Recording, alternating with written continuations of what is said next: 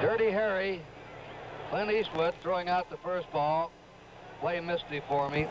He'll settle back, watch the ball game, hear the umpires.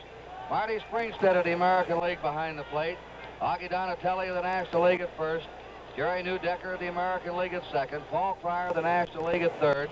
Russ Getz working the left field line. And Harry Wendelstedt the right field line. By the way, Lou Rawls has been busy with national anthems. He sang the national anthem over at Candlestick Park at the football game, took a helicopter and flew over here and had just sung the national anthem for Game 7 of the World Series. This crowd today, they really woke up here yesterday. Listen to the roar, and they're on their feet. The Oakland players have criticized their own fans for not being enthusiastic enough.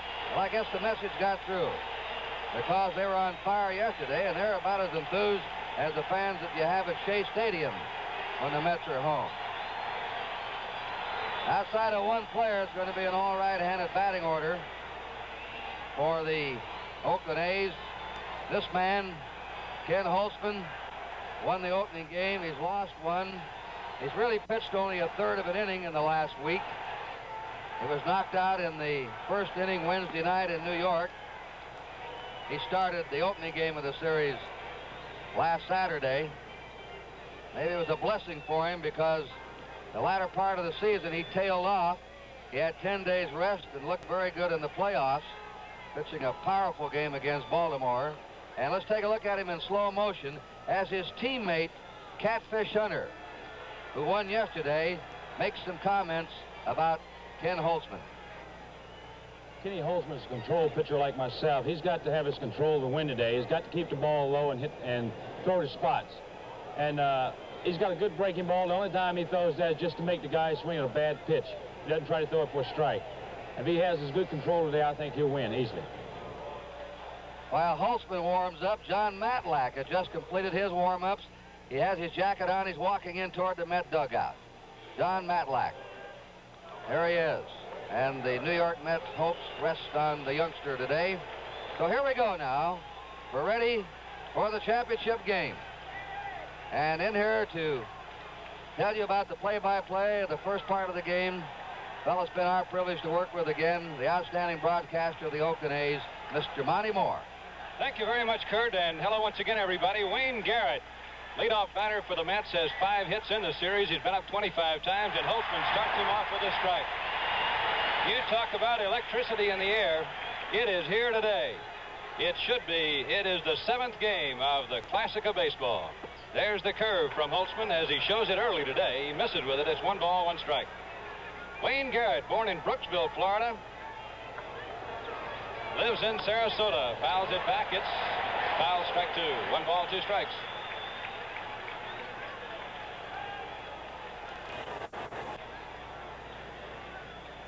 In the regular season, Garrett hit 16 home runs for the Mets.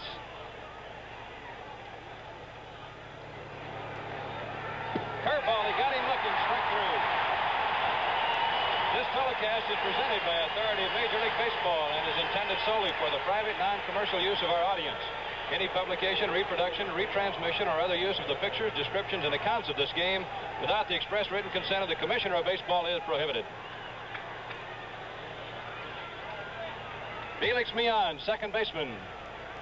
5 hits, 28 at-bats in the series. One of the toughest strikeouts in all of baseball. Takes a look at a Holtzman fastball strike. In Holtzman's career in the National League, he had trouble with this ball club. There's Rusty Staub on deck. The Mets beat Kenny 9 times. He beat them only 5. He came right in on me on that time, and he fouled off, strike 2. Monty, that little spot we did with Catfish Hunter where he said he likes to throw his curveball, but not for strikes. I think Kenny's going to have to throw his curveball for strikes today. They've been laying back late in the season, and the Mets the first time against him for the fastball. So he's going to have to get that breaking ball over early and establish it. No balls, 2 strikes on Millan.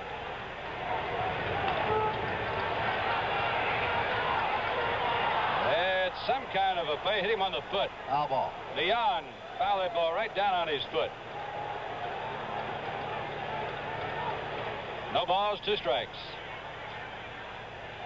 Millan chokes the bat as far up as anybody in baseball. There's one player in the American League that goes up that far on it, Kenny Suarez of the Texas Rangers. Slight breeze out today, Monty, from home plate toward third, home plate toward second. Bit of a batter's win today. Campaneris at short. To Darren Johnson, 2 down.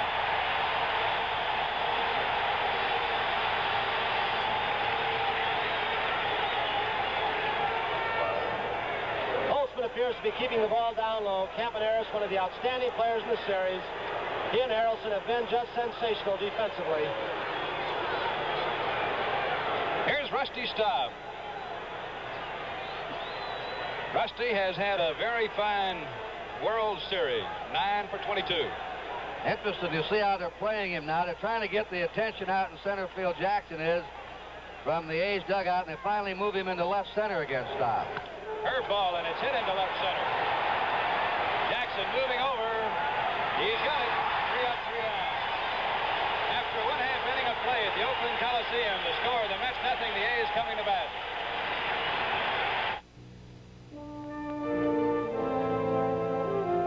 A good man can captain a ship, but now you realize it's a richer man who can captain respect. That's a gusto world worth finding and celebrating. Once around life. Any more, Captain? Here's to you, Captain. Once around living. Good luck, Skipper. Once around being. And your boot, then. Skipper. Here's to you. Good on you, Skipper. We are watching the Daytona 500, grand finale of the 73 Daytona Speed Week. Champion spark plugs make it a clean sweep. First in Richard Petty's Dodge, second in Bobby Isaac's Ford, and in all the other tough races during the Speed Week, Champion took all the first and all the second places in Ferrari, Volkswagen, Chevy, Ford, Gremlin, and Porsche. Think about it. Every winning car from Ferrari to Volkswagen won on Champion spark plugs. Champion, better plugs for everyone. Here's a brilliant young left-hander, 23-year-old John Matlack. Has allowed no earned runs in this World Series. He's won 1 and lost 1. He's allowed only 8 hits in a total of 23 innings. And only 1 earned run in his last 5 starts. And in slow motion, take a look at him as his teammate, Jerry Koosman, gives you some slants on the pitching of Matlack and what he'll have to do today. John is a very consistent pitcher. He has a good fastball, a good curveball, and he keeps them both down real well. His curveball, he can break into a hitter, or he can break it straight down on the outside part of the plate. He's got a very good moving fastball. Bert Campaneris, the A's shortstop, will lead it off. In the World Series, Campy has 6 hits and 27 at-bats. For the year, he hit .250. 5 of the last 6 years, he's been the top base stealer in the American League. His own teammate, Billy North, surpassed him this year, as did Tommy Harper of Boston. Strike 1. Reggie Jackson said he thinks that John Matlack is a left-handed Tom Seaver. He thinks Matlack is just as fast as Seaver is. Here's the curveball, and he got it in there on the inside corner at the knees. It's no balls, 2 strikes. Campaneris from Pueblo, Nuevo, Cuba. Lives now, however, in Walker, Missouri.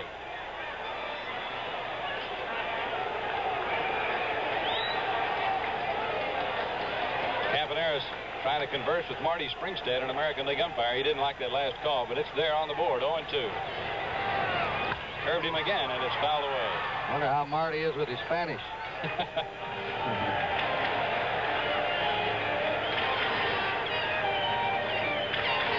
Debbie Sevier.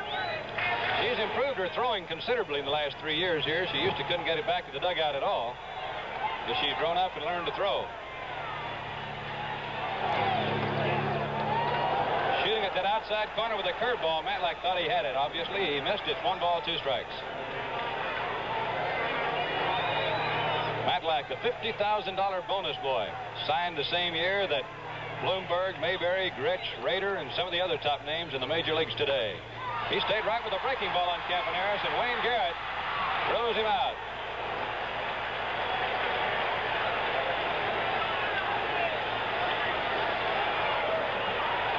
Garrett, I know, lucky or happy to get a ball earlier in this series. He's been a little shaky at third base in recent games, so I'm sure he wants to get that first tough chance out of the way.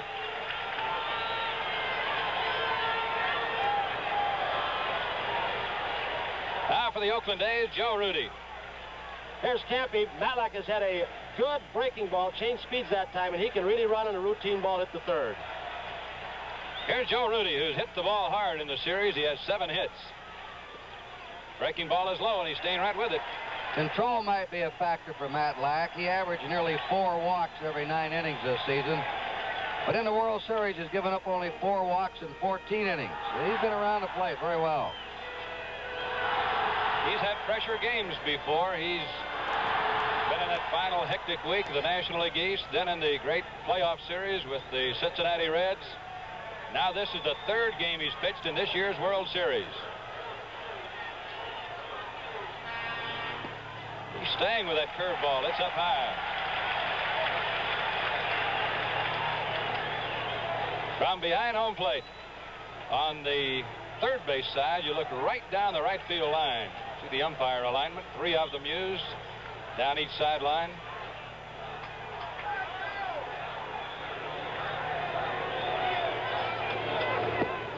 Matlack taking a shot at the outside corner with a fastball, missed with it. He's behind Joe Rudy now, 3-0.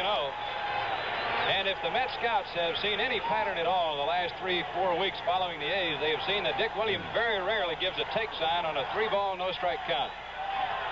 He doesn't take the bat out of the hands of the batters very often. And there is the A's skipper, Dick Williams, with the trainer, Joe Romo.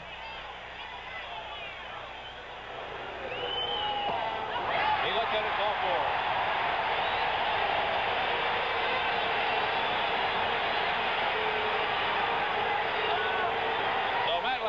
Joe Rudy bringing up Sal Bando, whose bat the last 3 weeks of the regular American League season was as hot as a $2 pistol. He hit everything. You wonder if the A's are going to hit a home run in this series. Only twice in series history has a team gone through 7 or more games without hitting a home run, and the A's have not had a home run. Bando hit 29 of them in the course of the regular season. Good fastball, but it's outside. That fastball seems to be running on Matlack right now. Tails away from right-handed hitters. Bando yesterday against Seaver was trying to hit to the opposite field, but he still could not control his body, and he kept pulling away, pulling away. They keep pitching him outside, and he hasn't been able to go to right center. And Monty, he has good power there. A lot of his home runs have gone over the right center field wall this year, and a lot of his extra base hits have gone that way.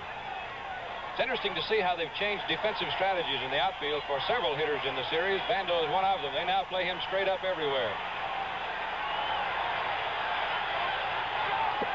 Breaking ball hit the inside corner.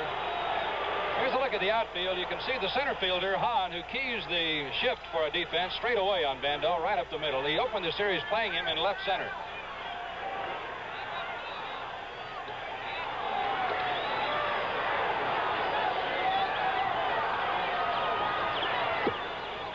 Again, and that's the curveball that Kuzman was talking about. He keeps in on the right-handed batters.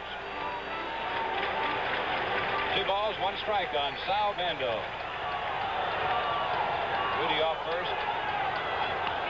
Bando, good cut of the fastball, a little late on it, and it's back into the crowd. 2 balls, 2 strikes now.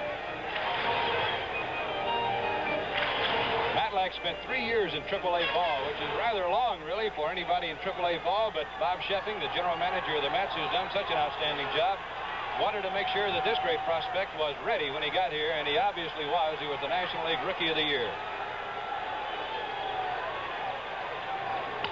Bando hammered the curveball, but he hit it on the fist, and he's got to go back for some new lumber. He broke the bat. Matlack so far throwing more breaking balls earlier in this ball game than he did the last time out. He usually starts the ball game off with that good lively fastball, and when he gets his control and he's down on the strike zone, he starts coming with a curveball. Pitcher has to have a lot of confidence in his control of that breaking ball to throw that many of them into the right-handed batters trying to throw it inside, because you could leave it out there over that plate pretty easily, and it's a long gone one when you do. There's Reggie Jackson on deck. 2-2 count on Bando. Fouled away the fastball. Matlack very quick here this afternoon. They tell us during the season that most Met pitchers work with 4 days rest. This is the second time in this series Matlack has gone with only 3. They've had a 5-man rotation, which is ideal for a team. And they haven't broken that rotation. They have taken a look at the long haul, which you must do. First look at Matlack's move to first. You talked about how quick he is. The man on deck, Reggie Jackson, says Matlack is the quickest throwing left-hander he's faced this year. Fouled off by Vando.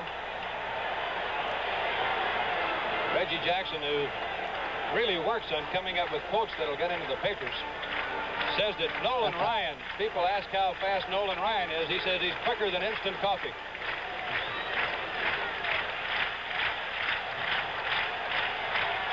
Two balls, 2 strikes. There's Reggie waiting, throwing the sunflower seeds in.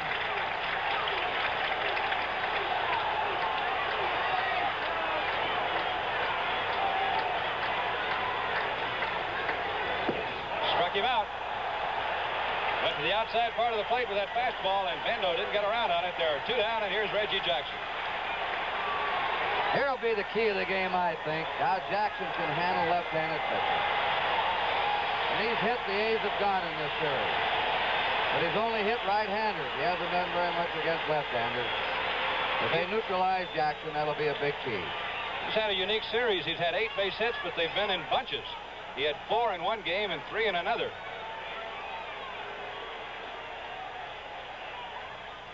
Of his 32 home runs this year, 12 were hit off left-hand pitching.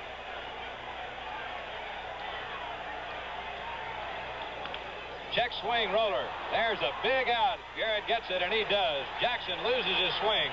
In the first, no runs or hits. A man left to score. 0-0.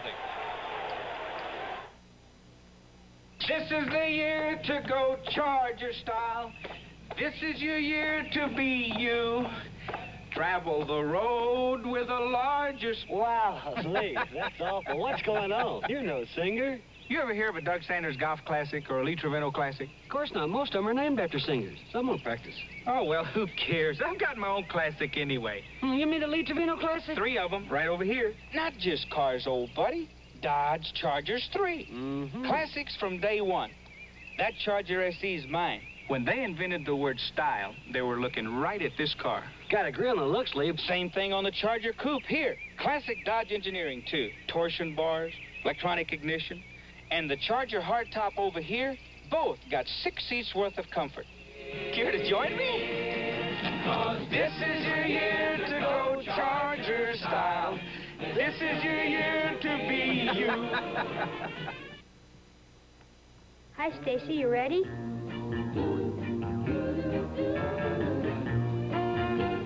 Anything you want.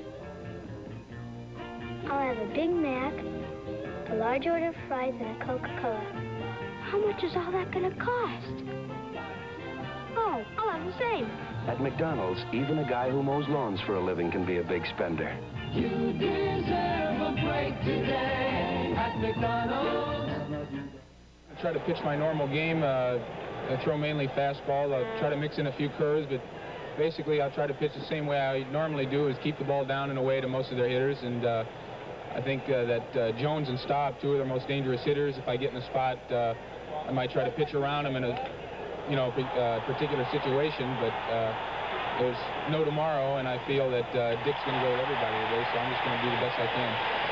Well, Kenny Holtzman was very near prophetic. He said Cleon Jones would be one of his toughest men, and he may pitch around him. The first pitch of the inning was driven 400 feet to the center field wall by Cleon Jones, and Reggie Jackson caught it. Incidentally, Jackson has played no center field for the A's whatsoever until the American League playoffs this year.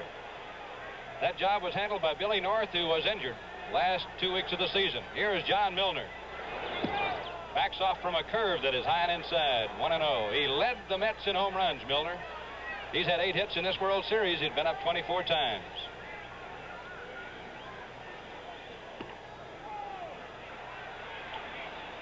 Holtzman behind him, 2-0 now. Really has a quick bat.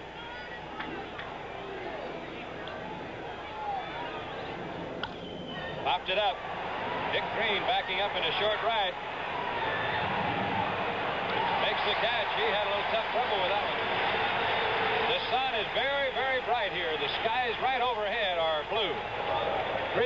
circling after this ball. It would have been an easier play for Jesus Salou, the right fielder, but Green waved him off, and now the wind catches it. That's gusting up over here. I believe, Tony, that wind is going to be a bit tricky today. It's about 10, 15 miles an hour now, and it may cause some troubles. The A's World Champion pennant flying above the center field fence, but that wind up there is not always anywhere close to what it is on the playing surface. That's about 120 feet higher than the playing surface. Here's Jerry Grody, swinging late on a Holtzman fastball, fouling it off. You know, Monty, Grody hasn't hit any home runs, but twice he's put outfielders right up against the fence. And twice he's hit foul balls that just missed the foul pole. You recall in the long game here a week ago, he just missed one in the 9th inning. Holtzman, a study in concentration. First pitch was outside to Grody. You noticed he came back in on him that time, and that's why Holtzman doesn't have to throw a whole lot of different pitches. He ordinarily has good control of the fastball and has 2 or 3 by running the fastball away. There's the on-deck batter, Don Hahn. Back outside with the fastball. He's now 2-1.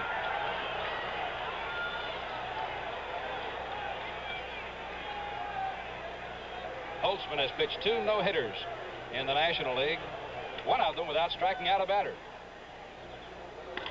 Liner to center field, Reggie Jackson. Dives, has he got it? He has! We have 3 down, Reggie Jackson. Jackson with a whale of a day at the bat yesterday. Watch this catch. Hit hard on the line. He never gave up on it, just kept on coming and catches it off the top of the ground. We're not having played center field all year. As we look at this play again, he made a whale of a catch. He played the shallow center field, too. So the Mets don't score in the 2nd inning, and it is still 0-0.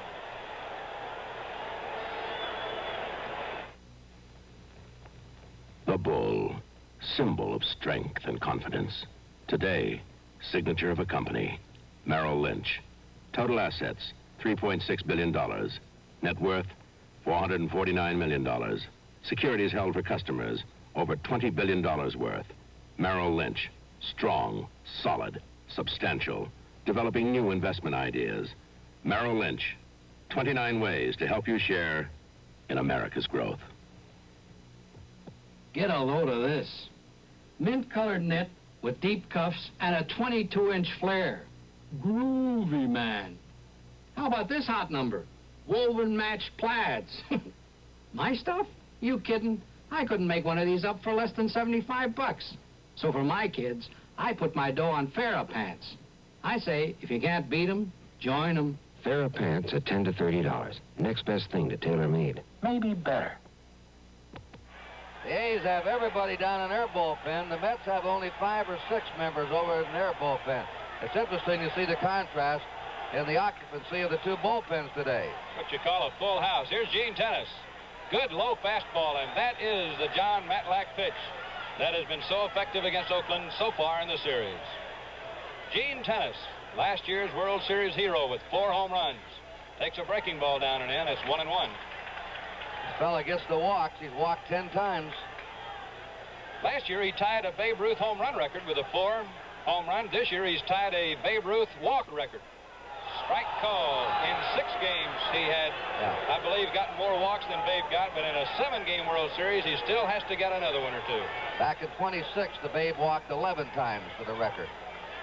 1 ball, 2 strikes on Gino.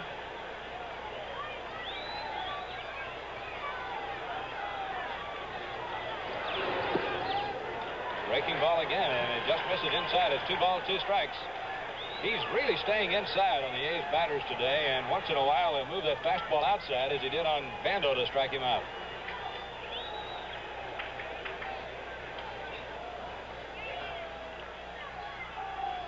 Looks like he's going outside this time. Grody showed. Missed low with it.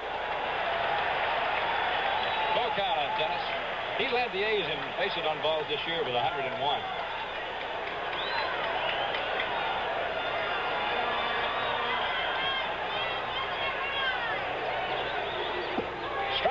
Call. Gene Tennis must have been looking for something inside again, and Matlack hit the outside corner with the fastball, his 2nd strikeout. Jerry Grote gets down about as low as any catcher you want to see him giving his target. Especially important with a pitcher like Matlack, who likes to throw the ball down low. Right on the corner.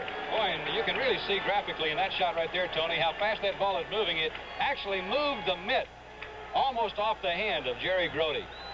Great impact shot to show that fastball. Here now is Jesus Alou. The A's right fielder picked up from Houston late in the season. The third Alou brother to play with the A's in 3 years. And Monty, by a twist of fate, the right fielder in the 7th game of the World Series for the A's last year, Matty Alou. The right fielder in the 7th game this year, the brother Jesus Alou. Felipe had played with the A's the year before and got no farther than the playoffs. Right down the right field line from behind the foul screen, you see, with our creepy camera. Popped up off first base. A lot of room for John Milner. And there are 2 down. These two pitchers have settled down, and each appears to have very good stuff so far. Here's Darren Johnson, and the only home run he hit in the National League this year in the short time he was with Philadelphia was against John Matlack. He hit 19 for the A's in the American League. He's had 3 hits in the series. 1 a double off the wall in left center. Strike called. It was Darren Johnson who sounded the alarm to the Oakland A's about Matlack. He told the players the day the Mets won that their most outstanding pitcher, he felt, was Matlack. Little high ball, 1-1. Really interesting to watch the grapevine work. Here's the on-deck batter for Oakland, Dick Green. A's players were not asking any questions about the Mets the last week or 2 of the season, and all of a sudden everybody wanted to know everything. Tough play for Garrett. He short hops it and throws him out. 3 up, 3 down. We've gone through 2 innings at the Coliseum, and it's 0-0.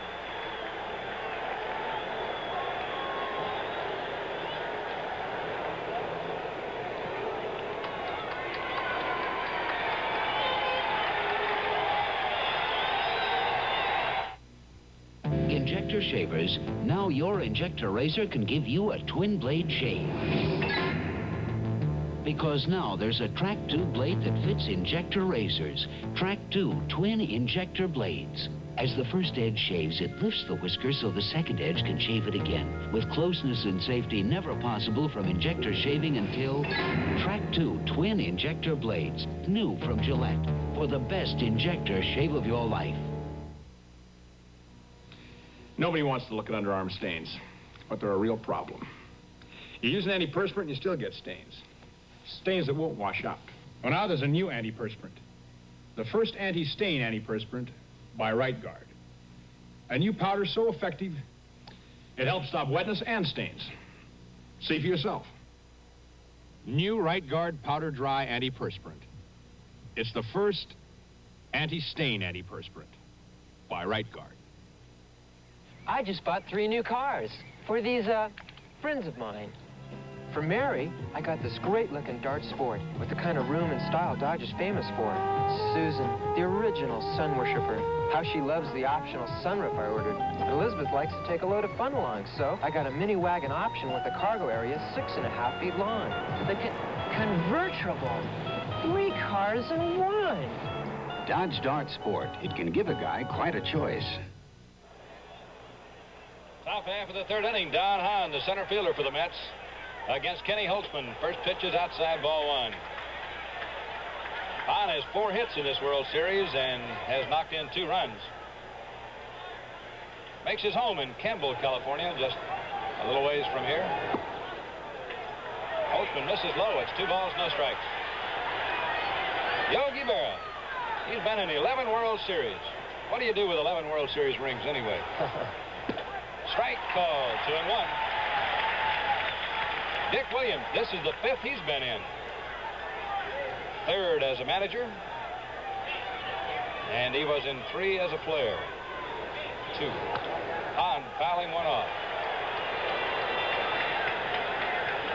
Holtzman appears to have a good fastball today. His ball is running away from the right-handed hitters, the same as Matlack is for the Mets. He looks much better than he has his previous 2 starts. About as quick as he was against Baltimore. He had one game this year where he struck out 12 batters. We pause briefly for station identification. This is the NBC Television Network.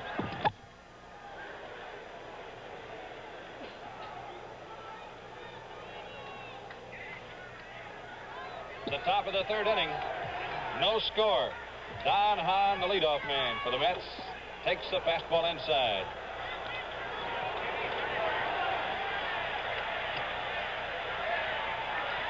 Buddy Harrelson on deck. 3-2. Holtzman needs a strike. Line drive to left, base hit. So the Mets get the first hit of the ball game.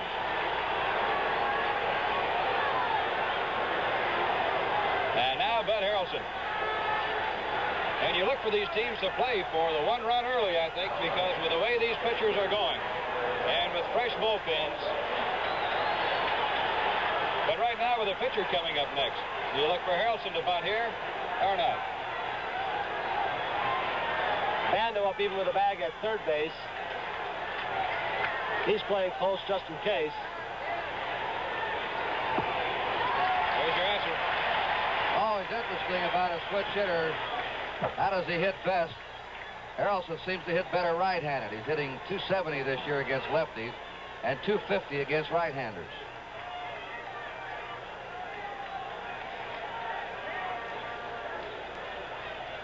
One strike count on Harrelson. Strike two now.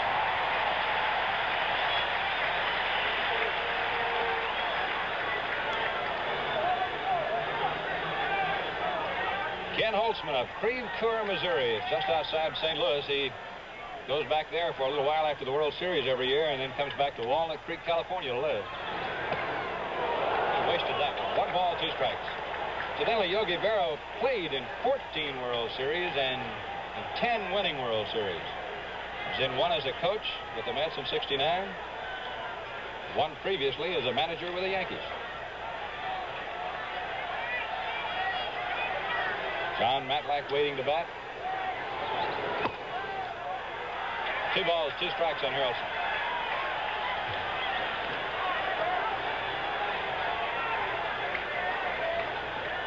From right behind first base, you see Darren Johnson holding against Don Hahn. And Kenny Holtzman. You see the same look at Holtzman that Hahn gets. All 3. This fastball is moving so much when he turns it over, it's moving right out of the strike zone. Some of those pitches appear to be started almost down the center of the plate. When he turns it over, it scoots a foot outside. Hahn having a little conference over with the first base coach to find out, make sure they have the signs right here.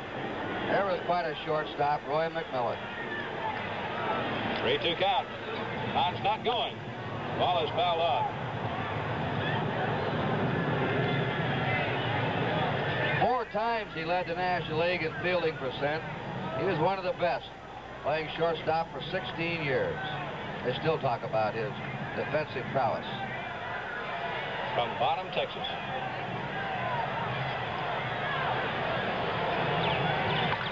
Fly ball to left field. Joe Rudy looking right up into that sunshine, turning away from it now, and he almost lost it. We may have the same trouble today that we had last Sunday before it's all over. This is quite a battle with that sun for Joe Rudy, and a little bit of wind blowing out to left field. And if he's going to have trouble in his home ballpark, look at him turn sideways now. Try to get an angle away from the sun, playing it off to the side. Look at the glare in those sunglasses. Sky above is a very, very bright blue. There's the glare right in the glasses. Now the pitcher Matlack is up with 1 out and a man at first base. Bando charging the plate. Ball is bunted. Foul up the first base line. Matlack realizing, I believe, with that defensive shift the A's had on right then, Bando coming in from third full speed, he's going to have to bunt the ball to the right side. That ball might have trickled back fair. Tennis very alertly slapping it to see it stay in foul territory. The A's have another play in what they feel is a sure bunt situation where they'll charge their second baseman Dick Green towards the plate, as well as Bando. Tennis had to hustle. He drop that ball. Allowing that second baseman to charge, it means the first baseman can hold a lot longer so that base runner cannot get a good jump, and you have a chance to nail him at second base easier. Monty, how do you compare Tennis and Fosse defensively behind the plate? Well, Fosse, I think, is one of the best catchers in the American League, and Gino has caught not that much this year. Dick Williams has tried to catch him once a week or so, but he's not as good a catcher.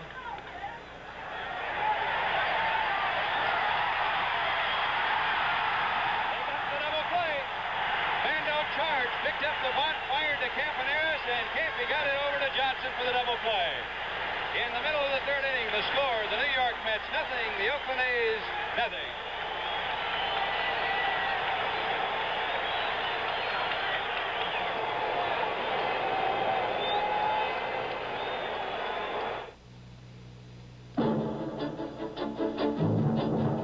Different races, different cars, different drivers, but the same result, victory. As Gordon Johncock and Richard Petty win back-to-back at Indy and Daytona. Both fought friction and wear with STP oil treatment. Both fought harmful sludge and abrasives with the STP double oil filter. And that's a winning combination in anybody's engine, including yours. Georgie, you are about to see the investment idea of the century. Al. The electric fork. Oh, Al. I can get you in on the ground floor. Al, I've got my money invested in something else. More and more people are discovering savings accounts at Savings and Loans. The return is substantial, and your money is insured up to $20,000 by an agency of the federal government. Al, is this the same guy who invented the folding waterbed? That's not funny, Georgie. I almost drowned. Your Savings and Loan wants you to know how money works.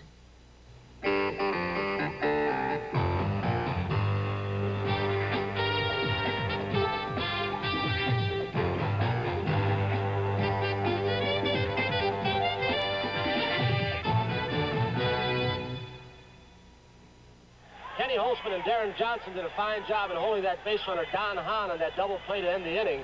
Darren did not break too soon, and the play was made before the bunt was laid down as Bando really broke quickly to the plate. Good quick pivot by Campaneris. Here's Sal again. See how he positioned those feet to get rid of it quickly and accurately? And you notice the second baseman, Dick Green, took the throw. It took two strong throws then, one by Bando, one by Campaneris. They both have strong arms. Here's Dick Green, Oakland's second baseman.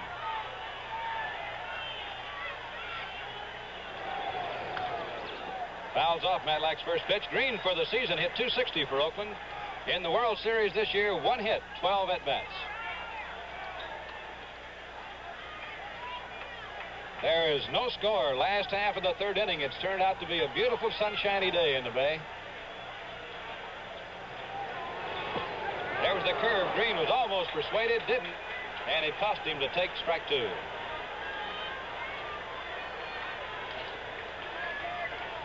Amazing Matlack's ability to keep the ball down with good stuff on it, both breaking ball and fastball.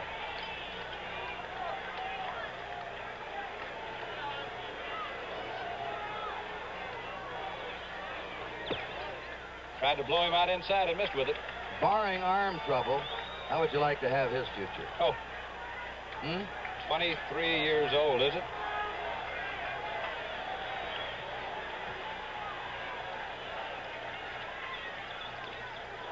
Greeny fought off the curveball and fouled it down. Dick Green, Ken Holtzman, and Bert Campaneris for the A's. There's Holtzman. Well, after watching the World Series, Kurt, and realizing that the A's pitchers were batting for the first time this year, do you think it's been a factor in the series that there's been no designated hitter? I don't really think so. Took a called third strike, a big breaking ball, and Matlack has his third strikeout. Matlack has an incredible string of innings going in which he's not allowed an earned run. They're checking it here now, Monty. He has now a total of 23, 25 in the third innings without an earned run. And only one earned run the last 42 innings.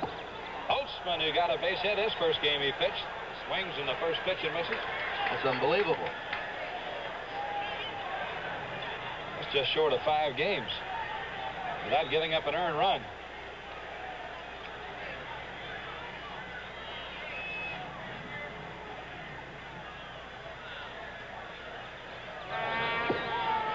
2 calls. He's a machine out there.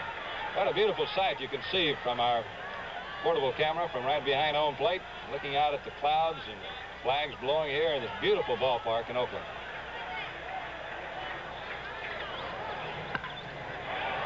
Holtzman pulled his double just by that third base bag before, and he got a slow curveball then on a no-ball 2-strike count and almost had another one. Monty, many of the Mets pitchers give a lot of the credit for their success to their catcher, Jerry Grody. Very rarely do they have to shake off one of his signs. He thinks right along with them. He knows what they want to do, and he sets up behind the plate with gives a great target.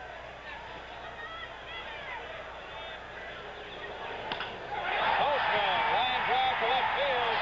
He's going to have another extra base hit. The first hit of the day for Oakland, a double by the pitcher, Kenny Holtzman.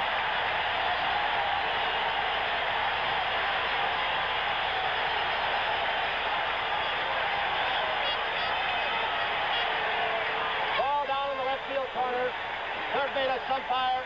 Russ Getz making the call. Cleon Jones playing that corner, which can be tricky quite well.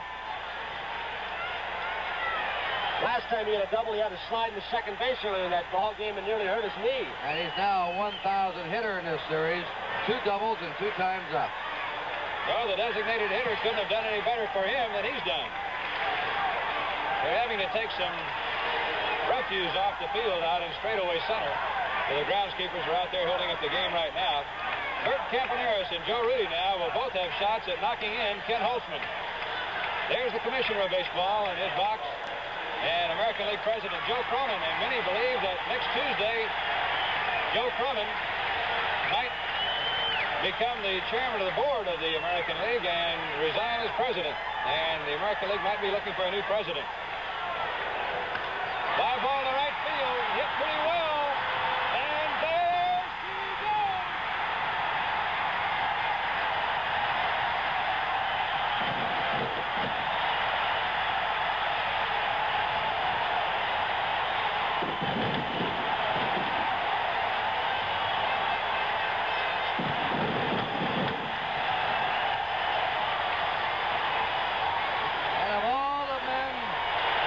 First home run for the A's. It's the little guy, Campaneris, who hit 2 homers in the playoffs also. Well, he said before the game, pressure don't bother me. He said, I just love to play.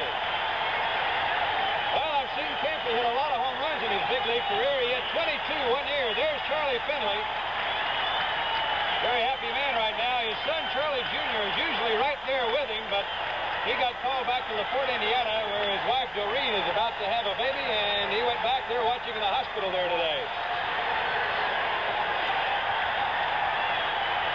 Campaneris got a hanging curveball. He was going to right field all the way, as so many of these A's hitters have been.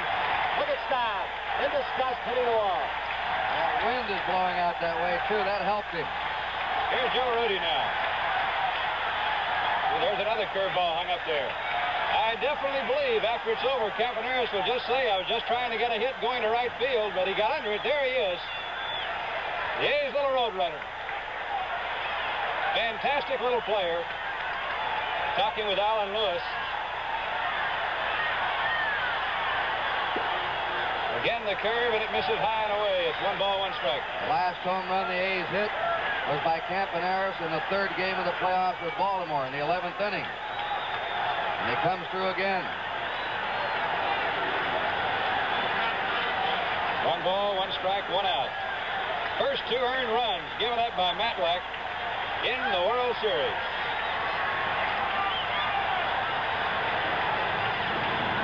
He's thrown Rudy 3 straight curveballs, so throwing the curveball to Campaneris that got hit out didn't scare him off it.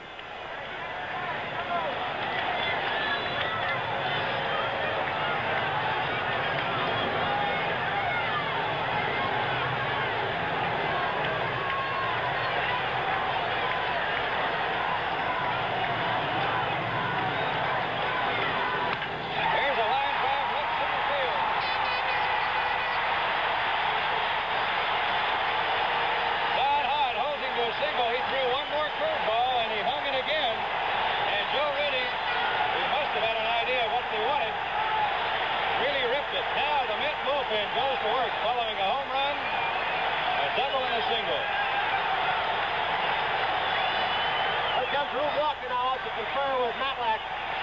Edmund down so well. That's Harry Parker now throwing for the Mets, the right-hander. All of a sudden, he came up, Monty, with those breaking balls. He had perfect control of it in the first 2 innings, and that fastball. He was above the waist with a couple, and he's gotten hurt by it. I don't know. Does it seem to you, Kurt and Tony, that he threw a lot more breaking balls today than he threw in the other 2 games of this series? Very definitely. Very definitely. Could that be? Seaver said he threw more yesterday because he was sore and maybe a little tired. I think part of it, Monty, is this Oakland A's team, as of yesterday, began thinking at the plate. Against Seaver, they started going the opposite direction. They're forcing Matlack, as they did yesterday, Seaver, to change his pitching pattern. Harry Parker throws in the bullpen. Matlack ready to pitch to Vando with 1 out.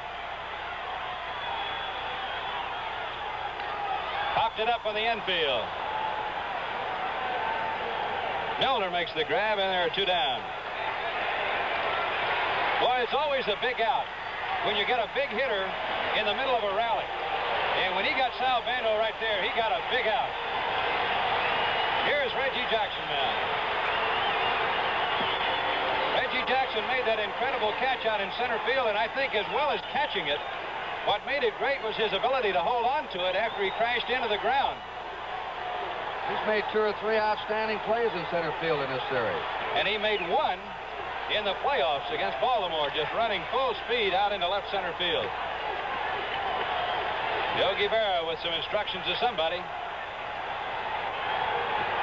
He's moving Garrett off third base, closer to short. Curve blowing away, ball 1. The A's are wearing a Kelly green top on their uniform today, and through the regular season, they always wear what they call polar bear whites. This club has 3 uniforms. Today, for some reason, they went to green. Curve at the strike. Maybe it's a hunch. Charlie Finley changed and had them wear their whites in the playoffs against Baltimore, and it wasn't on a Sunday, and they won. So maybe he played the hunch today and took them out of the whites and put them in the green. Amazing how superstitious people are in this game. There's a long drive. Jackson has hit it all, and it is gone.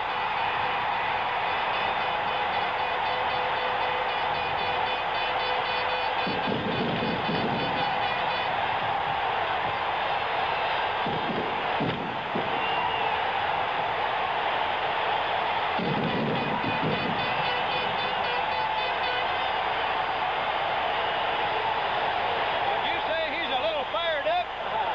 Matlack got hurt on the breaking ball of Campaneris. Then on Rudy, he fed Jackson another breaking ball that hung up and in. And I guess he's just going to live and die with that breaking ball. It may be all over. I don't know. That's quite a sight. Reggie Jackson hugging Dick Williams. Early in the year, they had word Jackson blasted his own manager. But as Reggie said, I get impulsive at times. But he's a real man. He's been a great manager for me. Now, ribbons are being thrown out in the field. Here's Yogi coming out. You know, an odd twist of things, Kurt. It was that argument that Reggie Jackson had where he condemned some of the Oakland coaches and the Oakland manager, which really enticed Charlie Finley to give the coaches and the manager all extended contracts.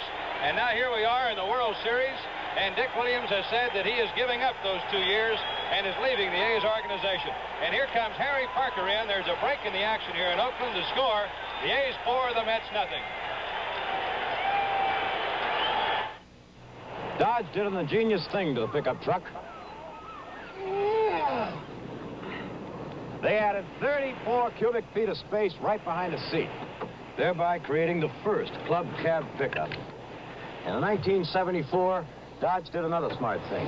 They made this club cab available with 4-wheel drive. So that now, besides all that extra room back here, you get extra traction down there.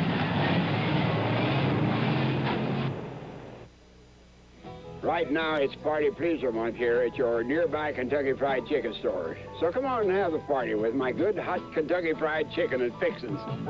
Get a bucket of chicken, finger-licking good. Have a barrel of fun, make it a party.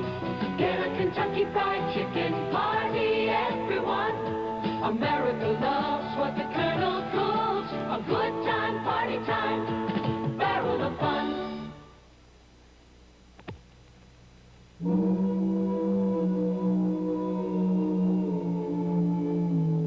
One of the reasons why Kodak developed a movie camera that lets you take movies without movie lights is because of a simple astronomical fact. Every night, the sun goes down.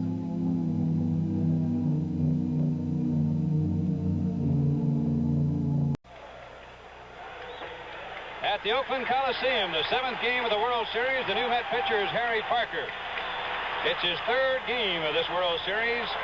He's given up 2 hits and 1 run, and he was the losing pitcher in a game in New York, the 3rd game. It was that 11-inning, 3-2 game. He's 26 years old, born in Highland, Illinois. Lives now in Collinsville. He faces Gene Tennis and brushes him off the plate a little bit with a high inside fastball. It's 1-0.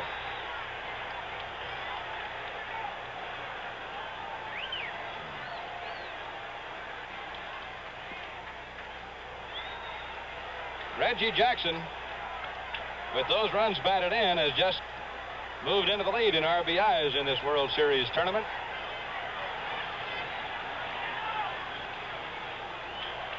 Tennis fouls it off. You know, Kurt, after the game yesterday, Gene Tennis said, "I believe we can win it now because Buck started hitting." That's what the players call Reggie Jackson. They said he always picks us up, and if he starts, it's all over.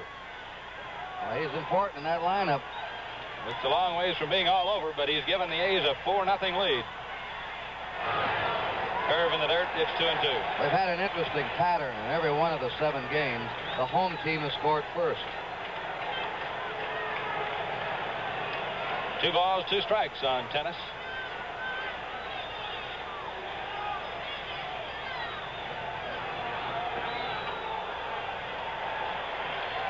Foul ball.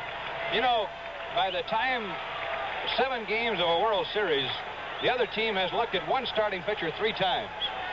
And it takes some outstanding pitching and positioning to get by a good team 3 times in a row. Tennis gets a walk. So the A's walking man goes to first base. And he just tied a World Series record, 11 walks in a 7-game series. He's tied the legendary Babe Ruth, who walked 11 times in the 1926 World Series. And we're going to have a pinch hitter now.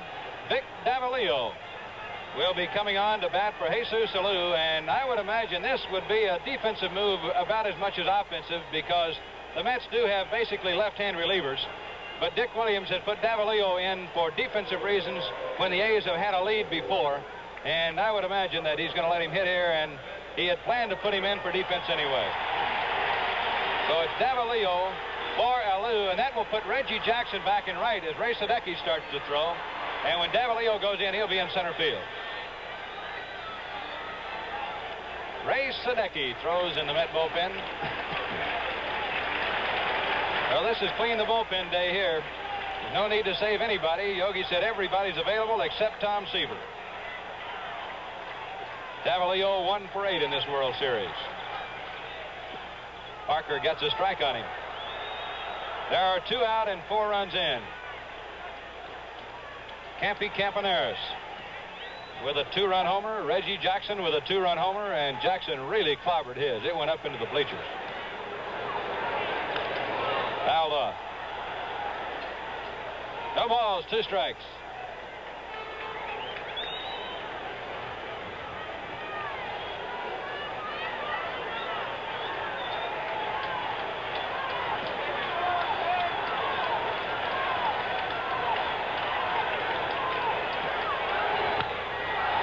It up into center. Don Hahn looking for it.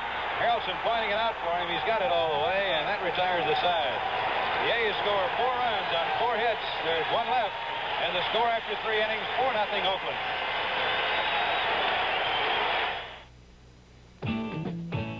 When you save your money at a savings and loan, your money does more than just grow. A savings and loan lends out money for homes, and that helps communities grow. We're doing a lot for America, and we want to do more.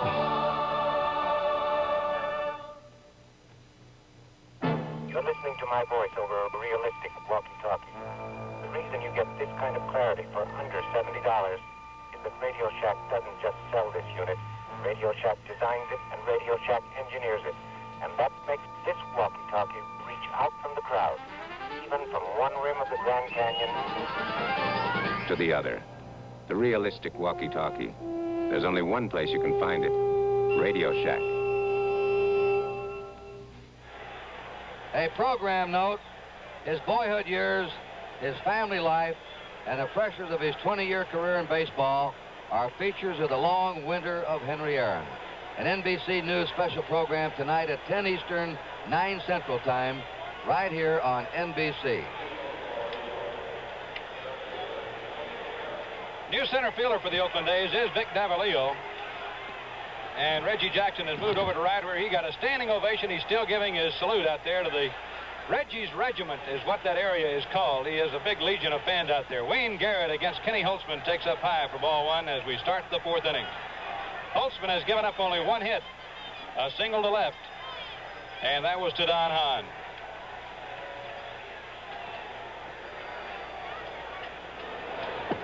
Strike. 1 ball, 1 strike.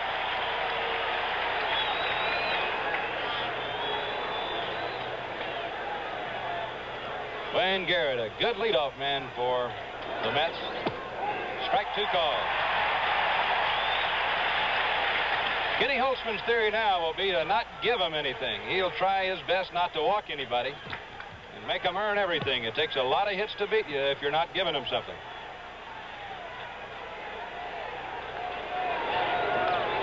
Foul off the curve, and Holtzman hung that one up there right in his eyes. Well, it's true they're playing for a lot of money here today, but I think by the time you've played 6 days in the World Series and gotten through the playoffs and get into that 7th game with a great crowd looking on and a nationwide television audience, these guys play for pride about as much as anything else, too, because they're going to get good checks, win or lose. Fly ball to center, and Davalillo is tested right away. He's got it. 1 out in the 4th inning.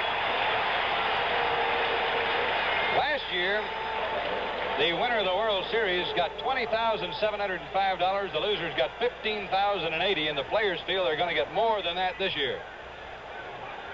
There was quite a dramatic jump in the World Series earnings when the playoffs came in from $10,000 to the winner in 1968 to $18,000 to the winners in '69. Here's Mian. Fly ball to right. Jackson. Look out. Ooh. Got it. He hit that wall out there, but held on to the ball. Reggie Jackson is really fired up today. He's doing it all. He's on his way to the most valuable player yesterday and today. He may wrap it up in these 2 days. He was playing me on perfectly, almost on the foul line and shallow, but he still had to run quite a ways in the foul territory and worry about that wall. He's some kind of player. He does everything well. Here's Rusty Staub. Tell you got to hand it to this guy. What a series he's had with a bum shoulder. Holtzman missed it inside to him for ball one. On base 11 times. Had a 3-run homer against Holtzman in New York. Campaneris can't quite come up with that line drive, and Rusty Staub is on there. Kurt, wouldn't you have to say that his performance here has got to go down as one of the heroic efforts in the World Series? It really is, and he's just taken the lead for base hits in the series with 10. Here's Tony. Line drive just out of the grasp of Bert Campaneris, the shortstop. He got a good jump, just couldn't get enough reach on it. Here's Cleon Jones. His home is Mobile, Alabama, as Rusty Staub looks on from first base. Cleon is from the same hometown as John Odom on the A's ball club, and also Tommy Agee. Curveball down and in. It's in too much. The last team to win 2 World Championships in a row in baseball were the Yankees in '61 and '62. Holtzman missed with a fastball inside. He's 2-0 on Jones now. On deck batter, John Milner.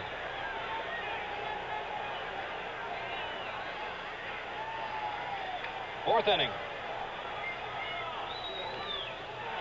Fouled off the 2-0 pitch. It's now 2-1. Kenny now appears to be changing up well off the fastball. That was a straight change. Changing speeds on his curveball. And he's getting the ball down pretty much.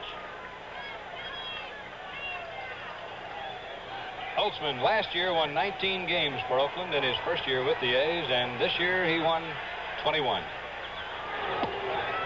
Really fired that fastball, and he missed outside with it. He's 3-1 now, and a dangerous hitter, Cleon Jones.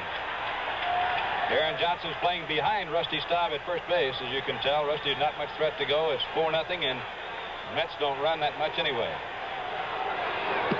Strike two. Took a little off that one. That's what Catfish Hunter did so well yesterday when he got behind the hitters. He made that good pitch when they were really trying to jump on it and try and pull the ball. 3 balls, 2 strikes. 2 down, so Staub will take off. He walked him, and Holtzman now is in a little trouble of his own. The Mets' top home run hitter, John Milner, comes on with 2 on base. That's the first walk Holtzman has given up. And Dick Williams is making a trip across the foul line to talk to Kenny. We're going to have action also in the A's bullpen. Raleigh Fingers and Darrell Knowles will be ready. Dick Williams will take no chances. The Mets have been behind their trademark in September, and through October has been battling back, scrapping with you.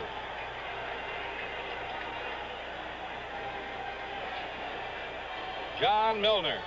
I would imagine that conference was talking about how to pitch him. They go away from the long ball here now, and of course Milner wants to get it. The right side of the infield shows 2 Met runners.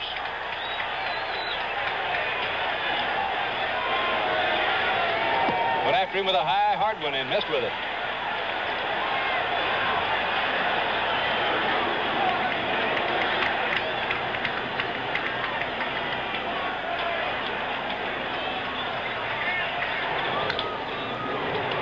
Foul ball, just off first base.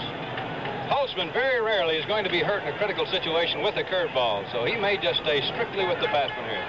When that Darren Johnson gets in front of a ball, he has sure hands. He's done a fine job over there, Kurt. Dick Williams, though, he's been our designated hitter all year. Dick has let him play first base at least 1 time a week. In all doubleheaders he played over there, and he would put tennis behind the plate with another reason in mind, to keep tennis sharp for just occasions as today. Fastball again, he missed with it. It's 2-1. The first one he's pitched out away from Milner on. This man has good power. Hot shot toward Dick Green, and he's playing him perfectly. Throws him out. That retires the side.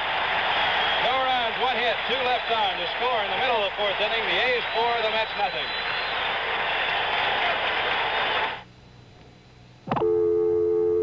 Presenting Holiday Inn Reservation Centers. There's one in your home for planning vacations. That's right. There's one in your office to arrange business trips. 25th and the 26th of this month? Simply call your local inn or our toll-free number, and we'll quickly confirm your room. Thank you. Wherever there's a phone, there's a Holiday Inn Reservation Center. What could be more convenient?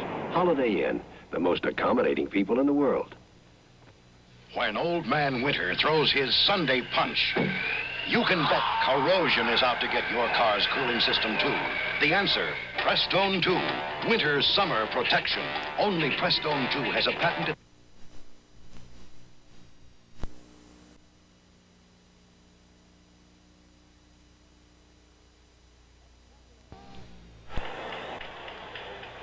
Next Sunday, an NFL doubleheader on NBC. 1 o'clock Eastern Time. Denver will be at New York. Miami at New England. San Diego at Cleveland. At 2 o'clock, Houston at Chicago. Oakland at Baltimore. The second game of our national doubleheader, Cincinnati at Pittsburgh. NBC next Sunday. Consult the listings in your local area for game and time. Here's Darren Johnson against Harry Parker as the A's bat in the 4th inning.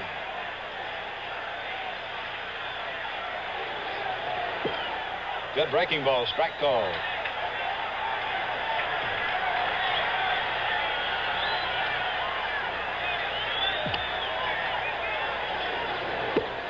After the hard fastball, and it's no ball, 2 strikes.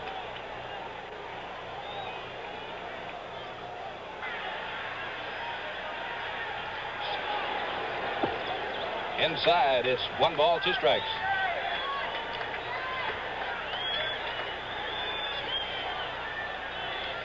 Dick Green waiting to bat. Strike 3 call. Parker, who had been going outside, busted one on the inside on Johnson for the strikeout. 1 out, 4th inning, and here's Dick Green. Tony, that last play Green made was not all that easy a play. It came off the dirt, and he fielded it right on the edge of the grass. That can sometimes be pretty tough. You've seen him all year long, and he can be sensational at times. I don't think he covers any less ground than he did since that back surgery. First pitch of the call, strike to him. Well, I think, and of course you knew from being around a long time, you learn to cheat a little bit once you've been around a while. You know how your pitchers pitch, and you can cover that ground by knowledge that you lack in speed. Parker's throwing strikes out there. It's 0-2.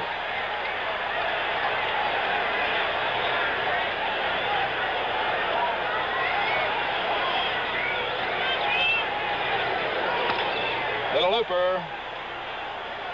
And Milner can't quite get to it. You can run a long time in this ballpark chasing those things. No balls, 2 strikes. 1 out, 4th inning. Monty, I think the last 2 ball games, and I think Kurt made a very valid comment back in Shea Stadium before the game started last Thursday when he said with all the turmoil, these A's have not been able to concentrate on baseball, get their thoughts together. Yesterday and today, it looks more like a Dick Green ball club. They're thinking up at the plate. They seem to be a little more active, moving around in the outfield on certain pitches. And it's more of a Dick Williams type team. Well, it's going to be interesting to find out why Dick Williams chose that time to announce to his players he was going to quit. Greeny fouls this pitch off. A lot of people speculating that that was not a good time to tell a team right in the middle of a World Series, and there's no question about it that had something to do with their play. It gave them something else to think about. They have to wonder, who's the next manager? Who am I going to be playing for? It has to be upsetting to them. Rather surprising that he would announce it to the players at that time. Green chops one foul off third base. In New York, the fellow up at the plate right now, Dick Green, told me before one of the ball games that Dick Williams told him over a month ago that he would not be back. No balls, 2 strikes on Green. 1 out, 4th inning of play. It is 4-0, Oakland leading. Game 7 of the World Series, and I don't think I've ever seen the electricity in a crowd in this ballpark that I've seen from 1 hour before the game today. Wayne Garrett to Milner, and there are 2 down. Now Kent Holtzman comes up, and it was Kenny Holtzman's double that seemed to ignite the A's charge in that 3rd inning.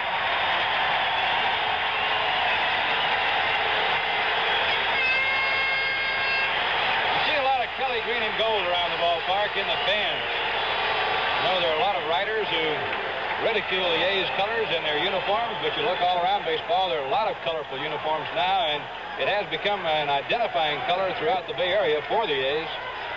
Pitch is low for ball 1. Charlie Finley receives a lot of criticism, but he's also put some ideas that are being copied into baseball. Ooh, Kenny went fishing. 1 ball and 1 strike. He's also done what some of the owners refuse to do. That's go out and spend some money and buy some players at key times of the year, as he has done with his team the last 2 years. Pitch is outside, ball 2. 2 balls and 1 strike. A lot of people come and go, but the nucleus stays here. Here's Bert Campaneris. A's players call him Baby Hondo. Fly ball to left field. Watch Harrelson work on this one in the sunshine. He's calling for it. Good play. 3 up, 3 down. We've gone through 4 innings at the Coliseum in Oakland. It's the A's 4 and the Mets nothing. Contractor Tom Spencer, Wethead. Contractor Tom Spencer, the dry look. Chemist Wayne Schwartzman, Wethead. Chemist Wayne Schwartzman, the dry look. Importer Joe McDonald, Wethead. Importer Joe McDonald, the dry look. The dry look from Gillette. #1 aerosol hair control. Adjustable valve, sprays as light as you like. Find out how much better it can make you look. The difference will surprise you. Mayor Henry Clifford, Wethead. Mayor Henry Clifford, the dry look. The dry look from Gillette.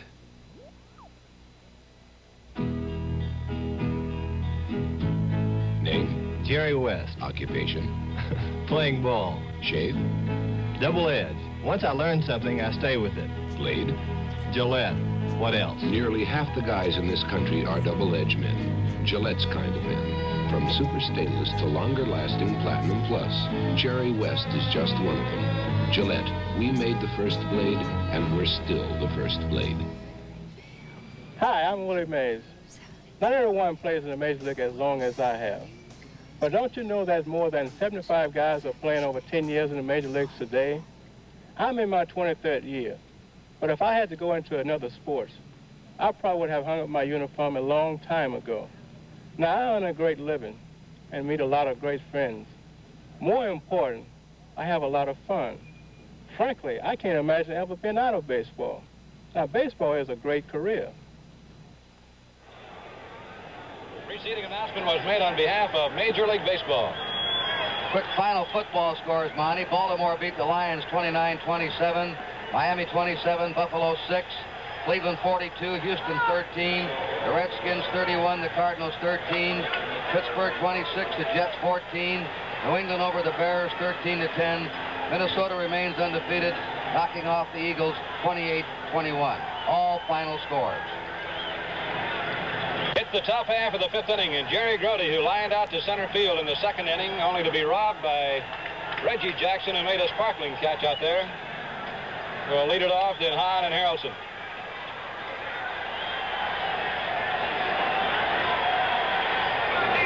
Curveball, and it's ripped in the left. Base hit. Holtzman throwing a rare curveball, and it was on the first pitch of the fifth inning, and Grody got the base hit. Hit number 2 for New York, and the A's bullpen crew starts to work right away. Nose and fingers. Slender guy going out there, the other man is Horacio Pena, and the reason he goes out in front of those men is to stop any line drive that might come out that way in foul territory. So that's Horacio at the gate. Don Hahn. Pitch to him is inside, ball 1. Ray Sadecki in the Met bullpen.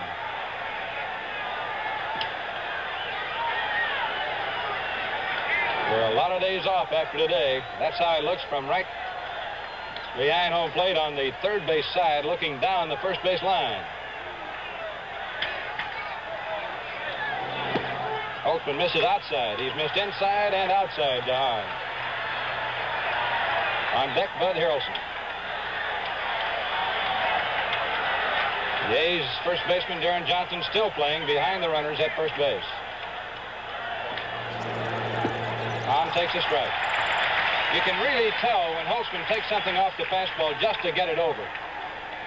He was at 2-0 on Hahn, and he doesn't want to walk him. He just threw that ball over the plate.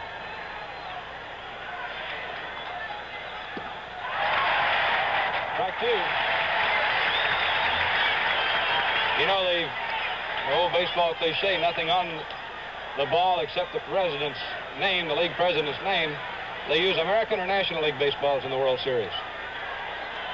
The home park baseball, I suppose. Right. They all come out of the same bin with different stamps. 5-ball foul out of play. Well, there goes one of them for a souvenir. You can see it's a shirt-sleeve crowd here in Oakland. The sunshine is out, and as Kurt said when we signed on at 8 o'clock this morning, we could have gotten big odds there'd be no baseball game in Oakland today.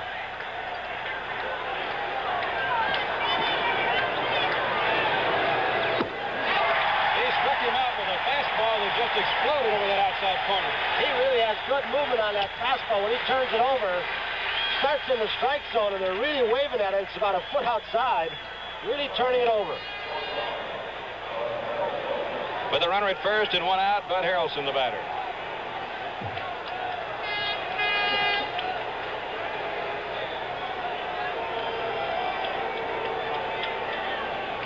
Once again, looking right down that first base line, you see how far the defensive man is off the kind of a lead the runner gets. Bouncing ball out near second. Campy has to wait on the hop. Underhand toss to Green. No chance at the double play. They had to make sure of getting the lead man there. 2 down. The A's catcher is not behind the plate because he went a long ways at first base. Harry Parker has been called back to the dugout. Now we're going to have a pinch hitter. Looks like Jim Beecham. Beecham, the right-handed hitter. Beecham in this series is 0 for 3. It's interesting. I was talking with Kenny Holtzman about him the other day.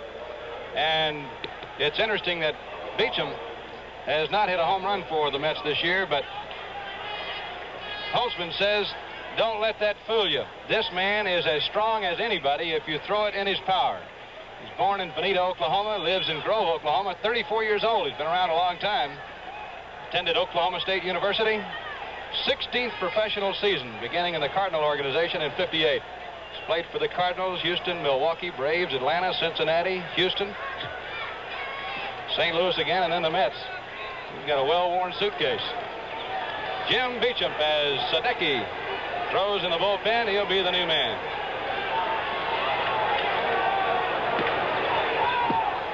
There's that big cut.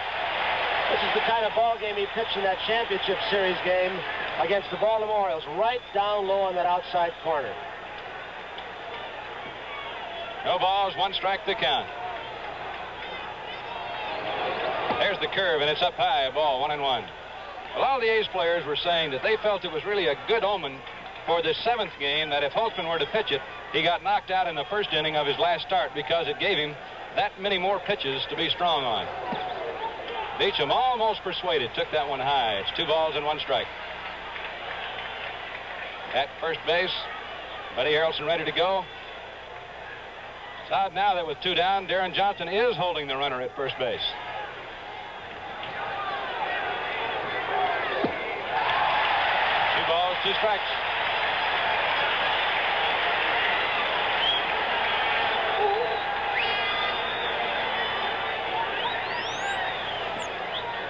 Score, 4-0 Oakland. They got them all in the 3rd inning on 2 home runs, Campaneris and Jackson.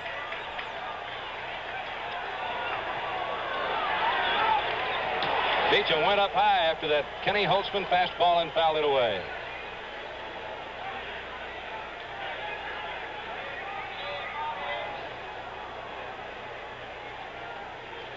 If the A's win here today, there will be a big parade downtown in Oakland starting at 11 o'clock tomorrow morning. And if it's anything like last year, there will be some 250,000 people mobbing the streets. Fouled away.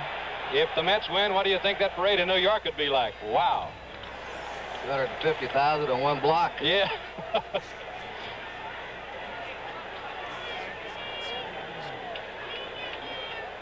There's Yogi.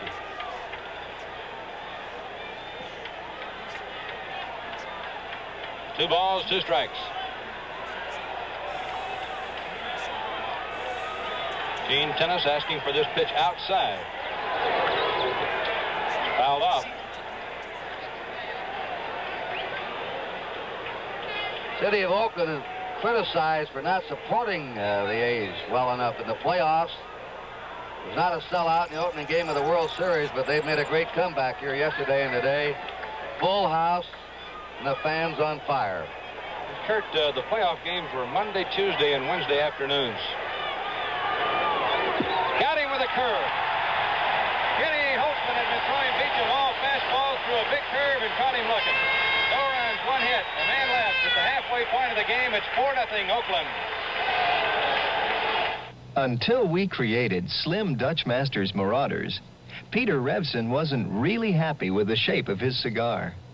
Until he discovered Slim Dutch Masters Cadets, Fred the Hammer Williamson had hardly ever smoked a cigar.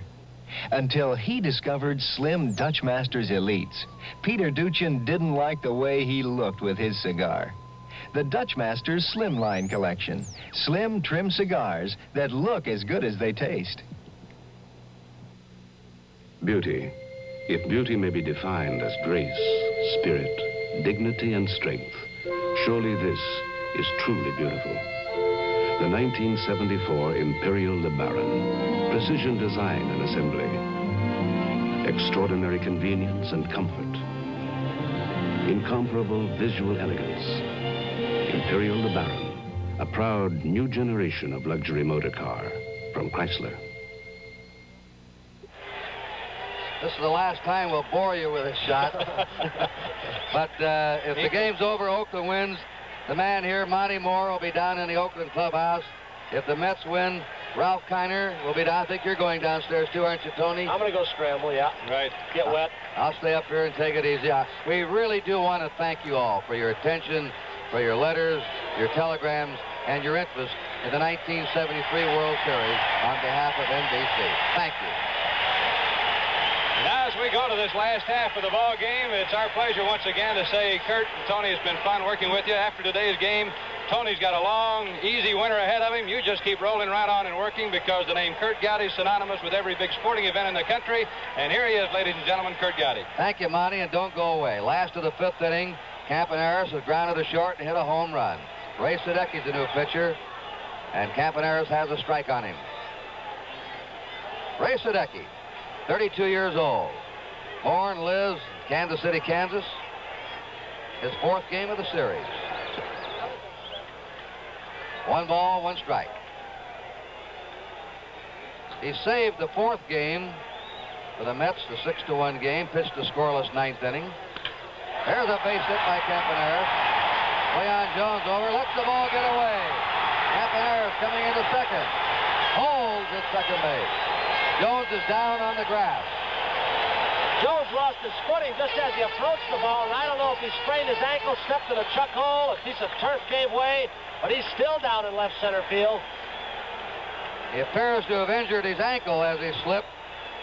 Might be a little bit slippery from the morning rain out there. Cleon knew he had to hurry, as Campaneris did not look like he was going to let up at all. He was going to force Jones into making a throw at second base. See if he can pick up exactly what happens to Cleon Jones. He tries to plant his foot. There he is. There's a slip that may have turned that right ankle over. Hahn had to come over from center field, make the play. Joe Deere, the trainer, along with Yogi Berra, some of the others out there. The Mets nagged with injuries all year. A true hard luck team until the latter part of August. Finally got their club healthy and roared in to take the National League pennant. Then Rusty Staub injured for the World Series, although he's been a heroic figure playing with a bad shoulder. And now Cleon Jones hurt in the final game. For those that joined us late, the score is 4-0 in favor of Oakland, and their runs came in the 3rd with 1 out. The pitcher Ken Holtzman doubled the left. Bert Campaneris hit a home run over the right field fence to make it 2-0. That was the first Oakland home run of the series. And Campaneris had also hit a home run in the 3rd game of the playoffs to win 2-1 against Baltimore. So the drought had been on for the long ball for the A's, and Campaneris broke the drought. Then Joe Rudy singled after Bando popped up. Reggie Jackson rode a tremendous drive up in the right center field bleachers for a home run, and that's the scoring 4-0. Ken Holtzman in 5 innings has pretty well checked the Mets. It's Don Hahn, number 25, standing over him. Yogi Berra, the manager, number 8, worried about his star left fielder, of course. Yogi had an unusual day yesterday. His team lost. It wasn't a total loss for Yogi. His son, Timmy, and get this, ran a kickback 100 yards and didn't score for the University of Massachusetts. He took it 2 yards in the end zone and ran to the 2-yard line of the opponents. Timmy Berra caught 9 passes and scored 2 touchdowns. He's a pro football prospect. Cleon Jones evidently is all right. Kurt, this is a serious blow if he can't swing properly or run properly, because of the 4 threats for the Mets who can get you back in the ball game with that one swing.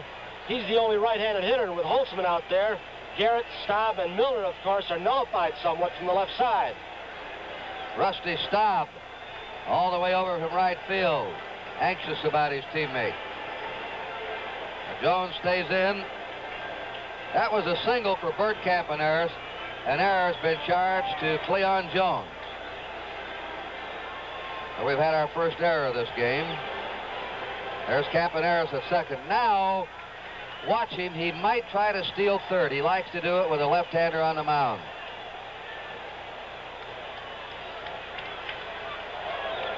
If the A's win, the most valuable player usually goes to the winning team.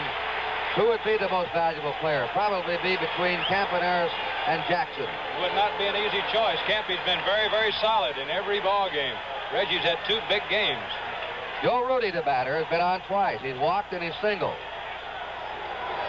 More action is going to spring up in the Met bullpen. They're shortened up at first and third in case of the bunt. There's a base hit up the middle. Campaneris will come in to score. And the A's lead 5-0.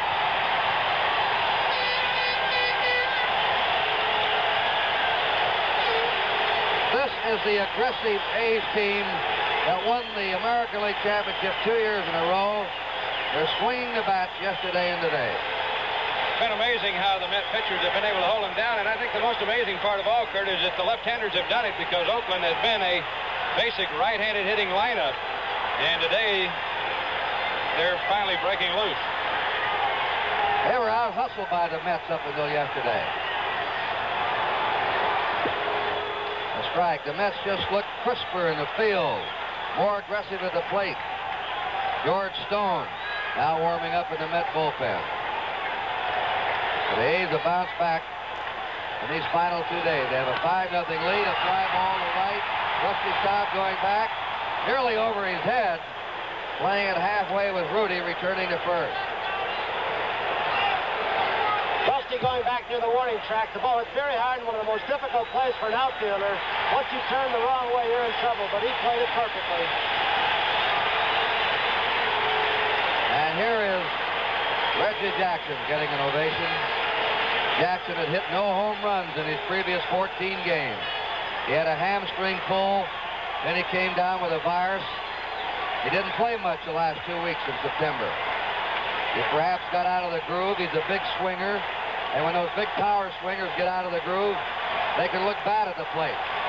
But he's grounded out. He's hit a 2-run homer today. He had 3 hits yesterday. The curve strike to him. They report from the Met trainer, Cleon Jones, a slight sprain of his right ankle. 5-0, Oakland. Batting in the last of the 5th. 1 out. Joe Rudy at first. A high pop foul that Wayne Garrett is settling under. There are 2 down.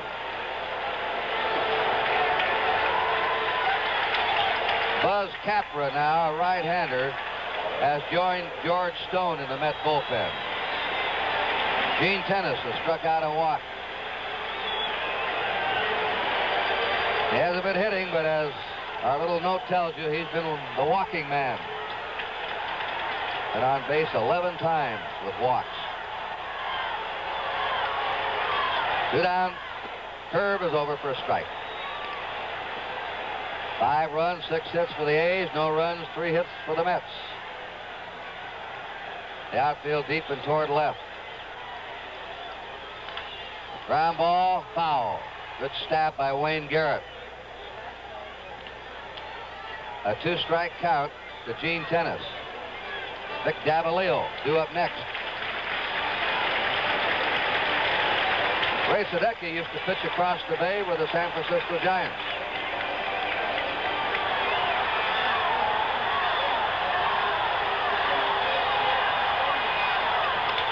High fly, shallow center. Harrelson going out, calling for it. He's all over this park. 1 run, 2 hits. There was an error, 1 left at the end of 5. It's 5-0 Oakland. Atlas, the tour's here. Look at Wow! Oh, my. Okay, take us up. Atlas stands for tires built with the strength of Atlas. What deep tread. Built strong for long mileage. Why all these grooves? Good traction on wet roads. That's a tough tire. Tough to help protect you against road hazards. Where do I buy them? At 45,000 leading service stations. Atlas tires. All built with the strength of Atlas. What do you want to know about money? How does compound interest work? Suppose you deposit $50 in a savings and loan and add $50 every month for 15 years. At current interest rates, you could then withdraw $50 a month, every month for the rest of your life, your children's lives, your grandchildren's, forever and ever, and never touch the money you deposited. Your savings and loan wants you to know how money works. We pause now for station identification. Petula Clark and Tennessee Ernie Ford host a musical special, Opryland USA, tomorrow night.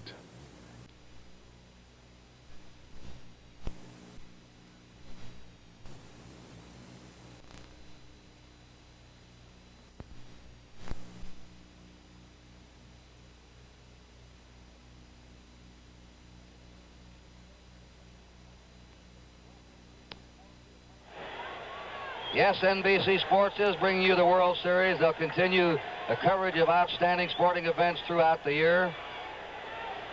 We'll run down the list for you later. Right now, it's Wayne Garrett leading off in the 6th inning for New York. The Mets are down by 5.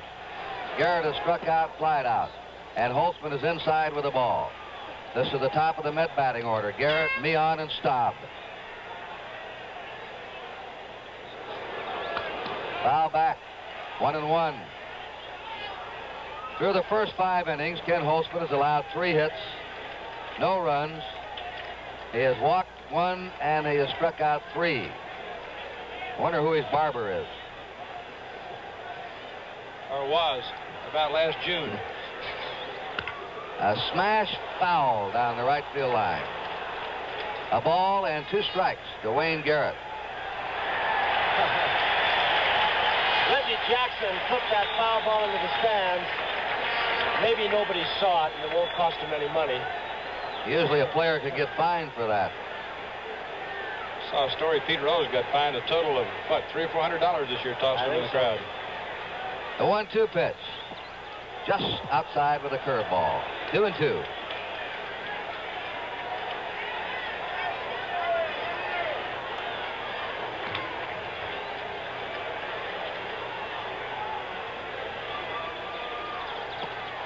Struck him out with a fastball. Strikeout number 4 for Ken Holtzman. And now he's pitched in the National League, the American League.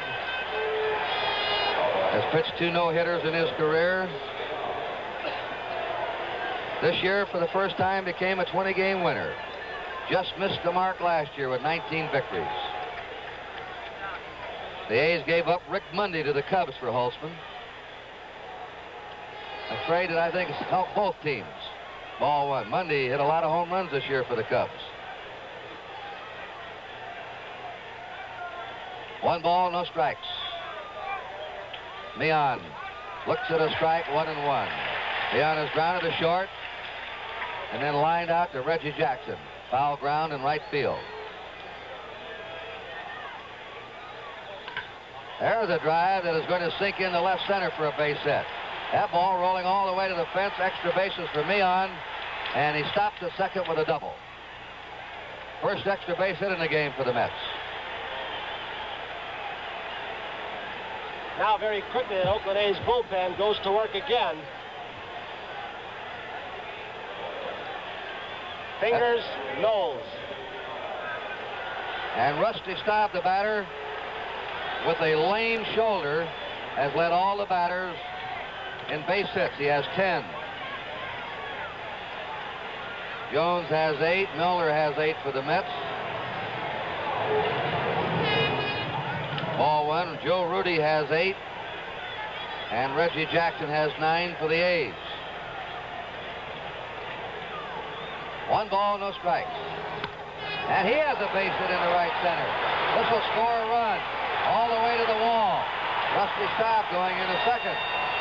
And the Mets are on the scoreboard now. Staub doubles in Meehan. Rusty Staub, 6th run batted in. That ties him with Jackson for the most RBIs. I guess the thing you've got to remember and keep reminding yourselves about these Mets is that they battle adversity all year long. When you come from behind August 30th in last place and get into a World Series, a 5-run deficit seems like nothing, and there's Williams. And he wants his right-hander Fingers. He's decided that's enough for Holtzman. Raleigh Fingers will come on. We have a break in the action here at Oakland with a score. Oakland 5, New York 1. The girls are working out for the game of the year and waiting on the car that was bringing the gear. Plymouth Duster, 74. You can get yourself this flip-down seat that holds equipment nice and neat in a carpeted locker room 6.5 feet long. And you can get this roof. Opens easy, too. Cranks right shut when you don't like the view. 74 Plymouth Duster. A lot of car for the money again. This Sony has the world's widest angle picture tube in a 17-inch diagonal family size. Sony and pepperoni. Here's the bright, sharp Sony Trinitron picture in a medium size. Sony and Crony. There are smaller sizes, too. A Sony of my own. No one else has one gun with one big lens for a brighter, sharper picture. Just Sony, no baloney. There's that lineup on NBC Sports we were talking about. Very impressive. American Football Conference, Game of the Week, playoffs, the championship game, the Pro Bowl game from Kansas City, the Orange Bowl out of Miami, the Rose Bowl from Pasadena, the Senior Bowl of Mobile, National Hockey League, including the Stanley Cup, World Championship Tennis, golf, the Dean Martin, Bob Hope, the Heritage Golf Classic, and the NCAA Basketball Championships in March. The World Series of College Basketball, live and all on NBC. Raleigh Fingers, his 12th relief appearance in lifetime World Series. That's only 2 World Series for him. That ties Clem Labine's World Series record of relieving in 12 games. Stobbs on second, 1 out. The batter's Cleon Jones. Breaking pitch is away for a ball. And we have had now, for the second year in a row, in 2 7-game series, no complete games pitched. The strike. Only once previously has that happened. That was in the '59 series between the Dodgers and the White Sox. It shows you how important the modern bullpen pitchers become. There's Jones hitting a high fly to deep right. Backing up is Jackson. Staub is tagging and coming on to third. 2 down. The modern relief specialist has become a dominant figure in baseball. In the old days, it was an insult to be put out in the bullpen. Now they're highly paid, and you can't win without them. You talk about night baseball, travel across the country, poor eating and sleeping habits, but the single most factor, I believe, in batting averages going down is that relief specialist. They train them now in the minor leagues. Usually have a right-hander, a left-hander for the 8th and 9th innings, a long man. They're very specialized, and they're good. Milner. Ball 1 to him. Milner's popped up, grounded out. Stobbs at third. The Mets have scored a run. The A's are leading 5-1 in the 6th inning. Playing Milner toward right. A ball. It's 2-0. Bando decides he better talk to Fingers. Heard last year the A's bullpen, of course, was a factor in the World Series. They had Vida Blue out there last year, and during the winter, it might be overlooked fact, but the A's went out and picked up 2 more great relievers in this league, Paul Lindblad and Horacio Pena, both of whom had been around a long time, so we have 4 now. 2-0 pitch. Strike. 2-1 to Milner.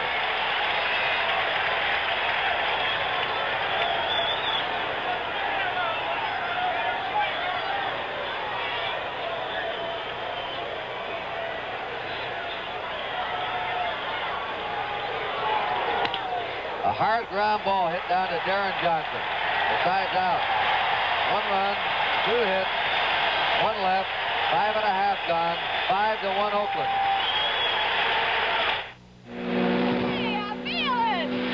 I feel it. I feel it.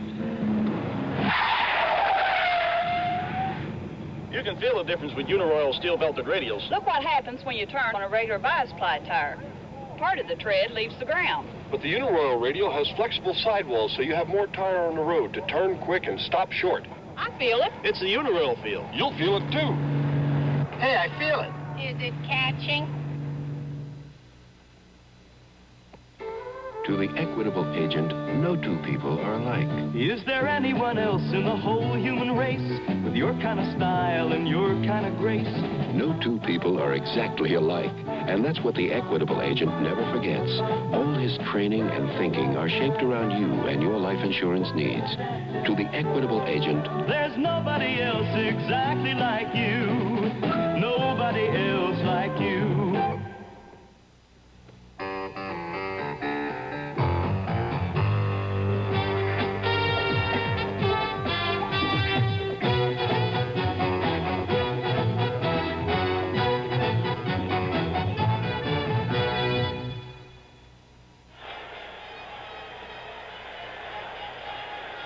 rest of the sixth inning, the breeze 10 to 15 miles an hour. It's the batter's breeze. Sometimes it's home plate to left. Then it will change and home plate to right. The balls hit up in the air today are being given a boost. Ray Sadecki will face Davalillo, Johnson, and Green. Davalillo flied out in his first time up, and he replaced Jesus Alou.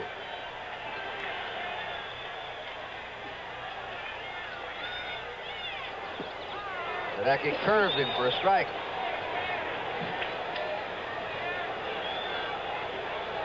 Sadecki pitched the fifth inning, gave up a run, 2 hits. There's a little pop out in the right field. Stop comes in, puts it away. He always grabs the ball one-handed.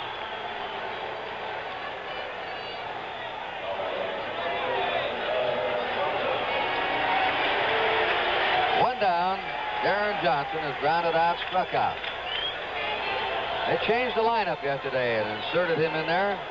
Been a winning combination. This may be his last at bat in this game. Strike. We saw Ray Fosse warming his throwing arm up in the Oakland bullpen. It may mean that Fosse will come in to catch in the 7th, and Gene Tennis would move to first base. The 1-strike pitch. A ball and a strike to Darren Johnson, who's had a lot to do with the A's repeating as American League champs, coming through as a designated hitter. Right. 1 ball, 2 strikes to Darren Johnson. Reggie Jackson. Fosse doing some stretching exercises, getting those legs and shoulders loose. He'll be in. Fouled away. A 1 ball, 2 strike count to Darren Johnson.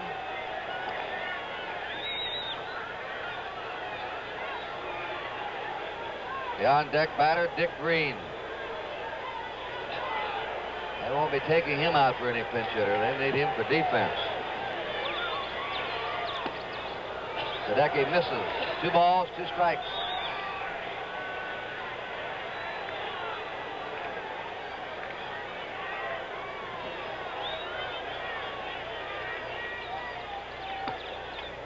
Fastball is up. 3-2. Dick Williams will have a press conference after the game. Strike 3 on a curve. The conjecture is he's already resigned. Charlie Finley has said he wouldn't stop him from leaving. Williams has 2 more years in his contract. He's been given 4 raises in the last 2 years by his owner. But he's leaving. Where's he going? The conjecture is he'll wind up at Shea Stadium next year managing the New York Mets. That's the speculation. Yankees. What'd I say? Mets. I'm not trying to fire Yogi. There was further speculation before the ball game that he might end up at Pittsburgh. The 1-0 pitch. Balls 2. They're all rumors. Nothing official. Little Campaneris on deck. Giving the pitcher a little rest. Pitcher's supposed to be out there on deck. Sadecki throws a curve over. 2 balls and a strike.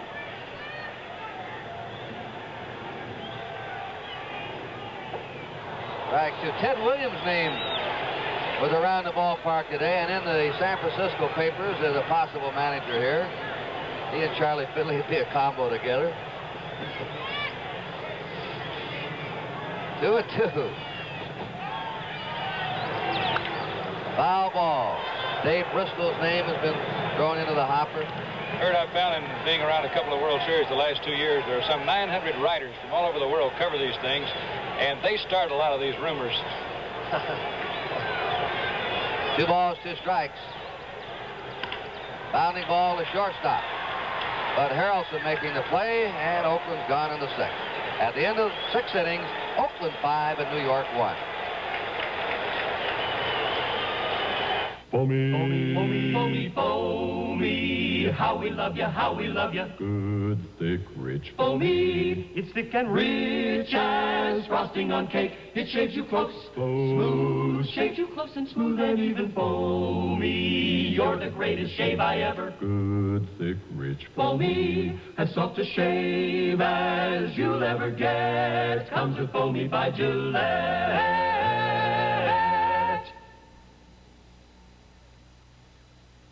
The Papermate Company's hip to make a pen with a nylon tip that costs just 29 cents. Ride on, brothers, ride on with the Papermate Wright Brothers pen. Wright Brothers is the name, the nylon tip is fame. The 29-cent Wright Brothers pen. It keeps on writing great. Cause it's made by Papermate. Ride on, brothers, ride on with the Papermate Wright Brothers pen. You get a Papermate point and a Wright Brothers body.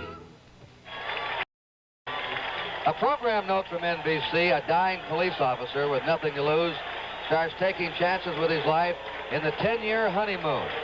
Tuesday night's dramatic police story at 10 Eastern, 9 Central Time, right here on NBC. Ray Fosse, number 10, is now behind the plate, and Gene Tennis has gone to first base, replacing Darren Johnson. In the 7th inning, Jerry Grody, Don Hahn, Bud Harrelson facing Raleigh Fingers.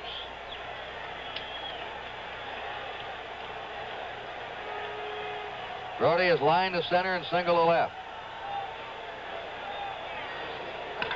And there's a wicked smash right at Joe Rudy. Rudy's hit the ball hard every time today. Raleigh Fingers has a penchant when he's ahead by a good margin of letting up a little bit. And Sal Bando usually has to stay on him. Fingers is better when he has a 1-run lead, or it's a tight when he is when he has a 3 or 4-run lead. So we'll have to watch him here. 1 out, nobody on. Don Hahn has singled and struck out.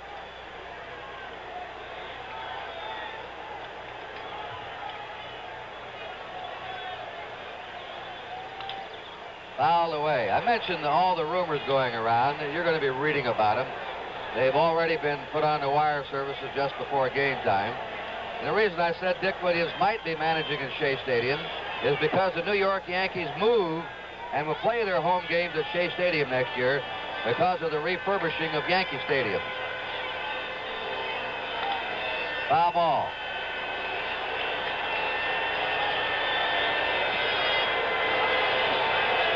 No balls and 2 strikes to Don Hahn. 1 out for the Mets. Base is empty. They're behind 5-1.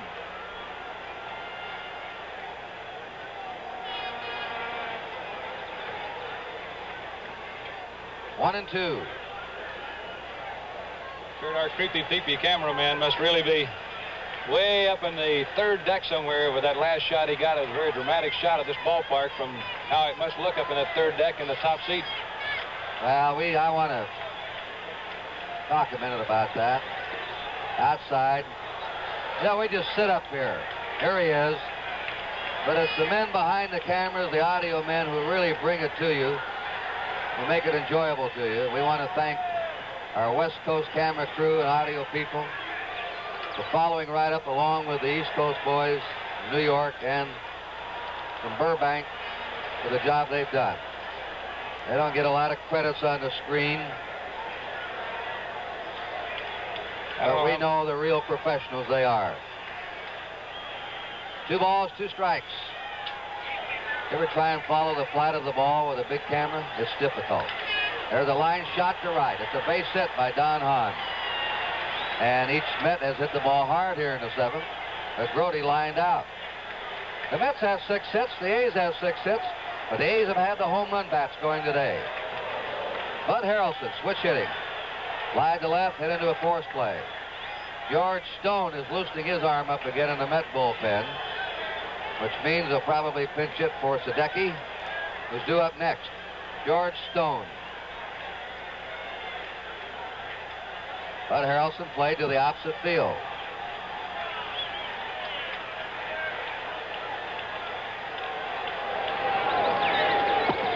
Fastball for a strike. Harrelson didn't like the call. Buddy thought it was up and in. That Raleigh Fingers fastball, when he throws it right at left-handed hitters, tails back over the plate. Looked like that's what that one did. Sal Bando Shorten up at third. 1 strike to Harrelson. Fly ball left center. Over there is Davalillo. He has it. 2 down. Look out. Hey. I think he had trouble with his sunglasses. He flipped them down. Maybe they got caught, and he had lost his vision, and he's shaking his head about it. Fortunately, the sun is now behind the clouds, so it wasn't that bothersome. We've got a pinch hitter now, Kurt, and Monty. It looks like Ken Boswell. He had a pinch hit yesterday, Boswell. 2 down. Boswell will bat for Sadecki.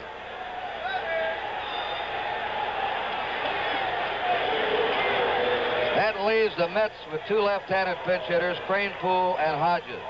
Dick Williams marking his lineup card. Very, very important for a manager if he looks ahead.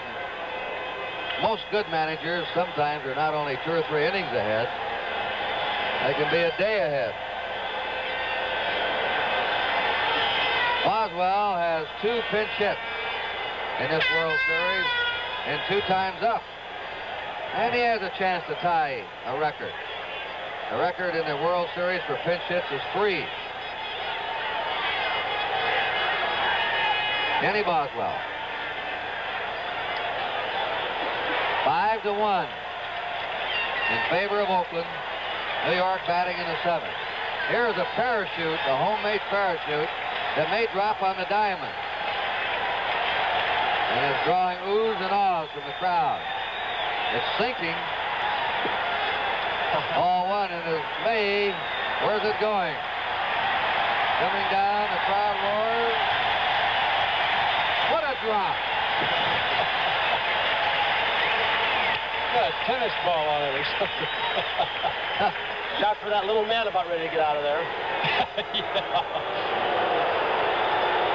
UFO coming down here to see what's going on. It's a crazy world. 1 ball, no strikes.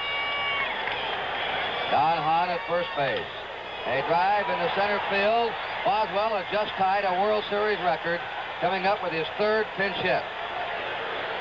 And the Mets have runners on first and second as they continue to scrap.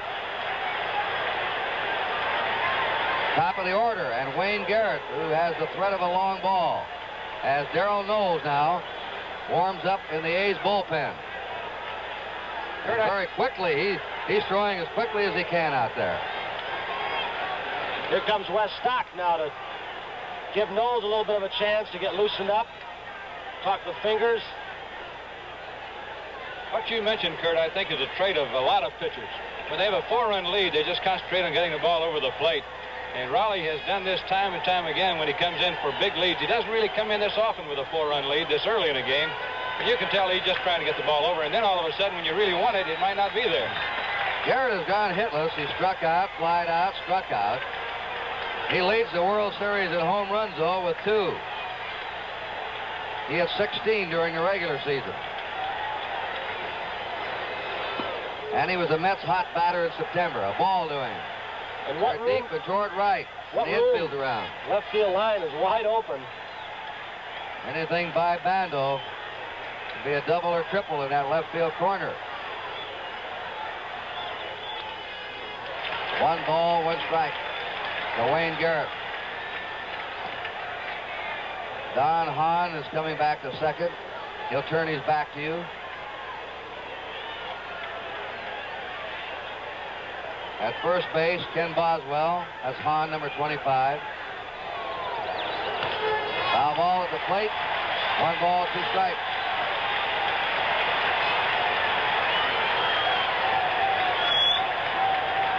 Those other men who've had 3 pinch hits in the series, Bobby Brown, now a physician in Texas. Remember Jim Dusty Rhodes, Carl Wardwicz, and Gonzalo Marquez.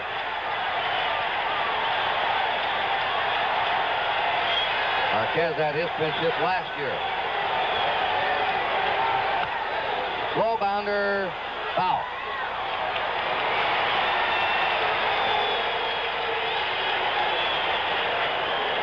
1 ball, 2 strikes to Wayne Garrett. Dusty Rhodes. What a character he was. They used to have to wake him up, DeRocher, and send him up to the plate in that series when the Giants swept the Indians' great pitching staff 4 in a row. 1 ball, 2 strikes. Runners on first and second, 2 out. 5-1 Oakland.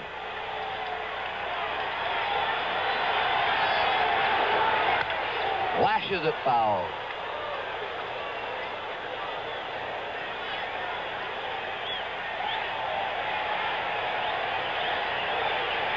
Guy's really got a tough out in this World Series. Raleigh Fingers the other day had a good fastball in New York, and he threw it quite a bit when he got 2 strikes on the hitter. He comes more over the top, especially the left-handers, and he can overpower you if you're looking for that sinker or slider. Again, our situation. 2 down, runners on first and second. High and inside. Ball 2, strike 2. To Wayne Garrett, the leadoff man in the Met batting order.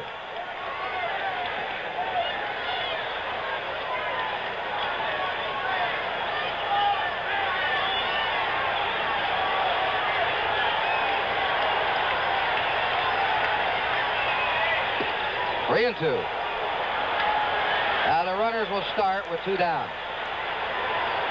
Fingers will work out of the stretch. The runner starting, an extra base hit could score them both. Might force Raleigh to throw strictly the fastball here, too. It better be a good one.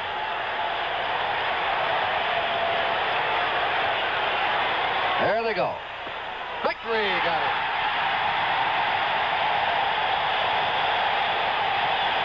No run, 2 hits, no errors, and 2 left. The 7th inning stretch in Oakland. And there's the score, 5-1 A's. Georgie, you are about to see the investment idea of the century. Al. The electric fork. Oh, Al. I can get you in on the ground floor. Al, I've got my money invested in something else. More and more people are discovering savings accounts at Savings and Loans. The return is substantial, and your money is insured up to $20,000 by an agency of the federal government. Al, is this the same guy who invented the folding waterbed? That's not funny, Georgie. I almost drowned. Your Savings and Loan wants you to know how money works. In the last 3 years, over 250,000 people switched from other makes of cars to our Plymouth Satellite. This is the 74 Plymouth Satellite. Maybe you'll want it because of its styling, or because the electronic ignition system cuts down on tune-ups. The 74 Plymouth Satellite. This year, we're out to win you over.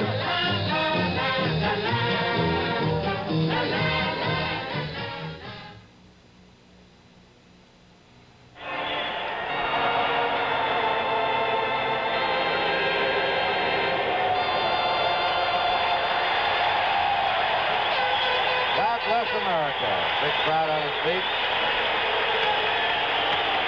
Take a look at that last pitch. 3-2 count. The runners are moving. Maybe the key pitch of the ball game for the Oakland A's and Raleigh Finger. Garrett just froze, almost right down the middle. He argued, but he doesn't appear to have an argument on our replay. Good pitch. Raleigh Fingers will go against George Stone now in the last of the 7th. Then to the top of the order, Campaneris and Rudy. 4 runs for the A's in the 3rd. With 1 out, Holtzman doubled.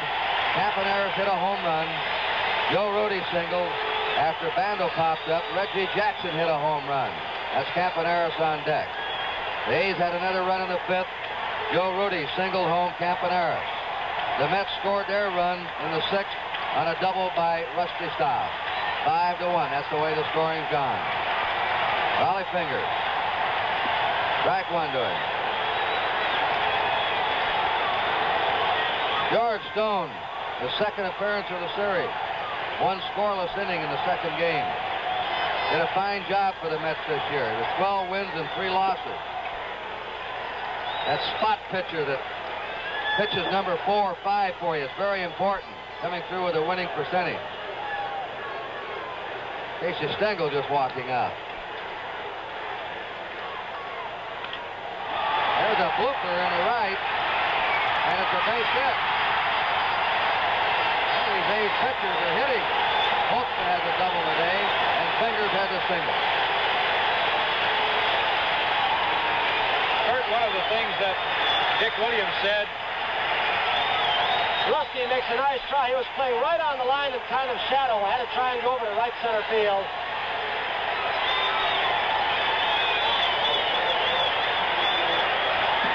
Here comes Hanover to try and get the ball, but he couldn't get over there either. Tom makes a valiant diving attempt.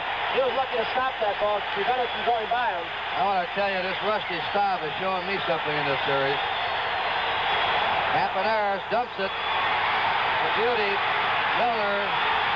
What happened? Miller throws with the ball. Couldn't get it out of his net. Everybody's safe. Miller could not dig the ball out of his glove.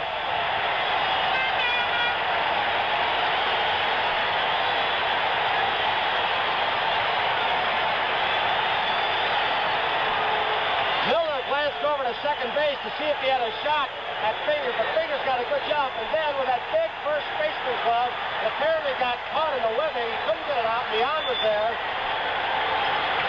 It has been scored a base hit for Campaneris. A freak hit through. That's his third hit of the game. And now it's Joe Rudy up, and the Mets are looking for the bunt. Well, the A's ahead 5-1. Rudy dumps it, foul. Rudy has been on each time. He's walked, singled twice. He had a scintillating series last year. He's had 9 hits in this series. He's made the best play in this series. Warming up is Kuzman. And Joe Rudy again turning in a stellar all-around performance in baseball's biggest pressure cooker, the World Series.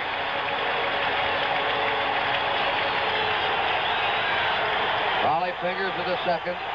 Campaneris at first. Nobody out. Last half the 7th. Unlike the A's, the Mets usually make this play straight. They don't usually do anything too tricky.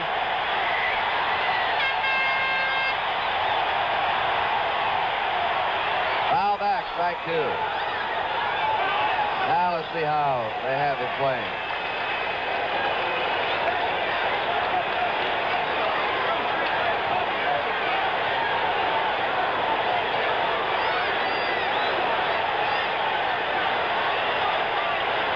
Who, me worry? Not Yogi. He's been through this before at World Series time and all season long.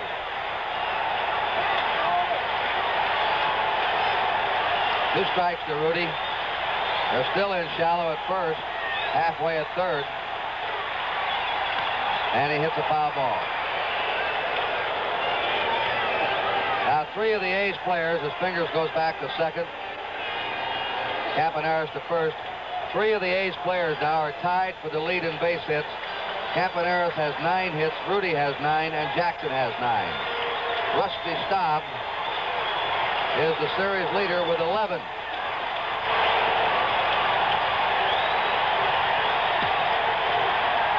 Two strikes. 1-2 to Joe Rudy.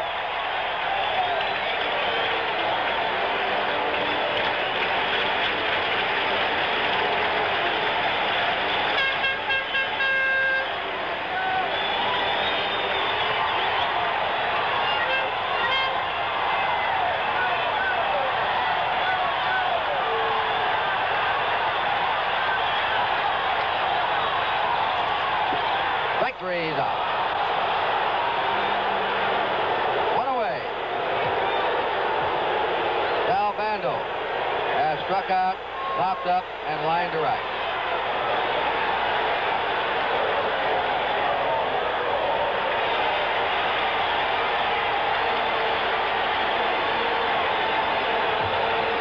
That last little flash, that note on Bando tells what kind of player he's been all this year in his career.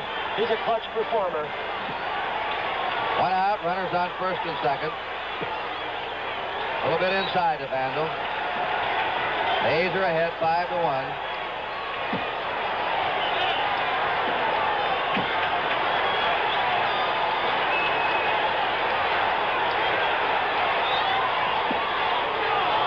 George Stone hit that inside corner. A ball and a strike. Not overpowering, but he's got to do just what he did on that last pitch. Work the black part of the plate, nibble away, get you to swing at some bad pitches low.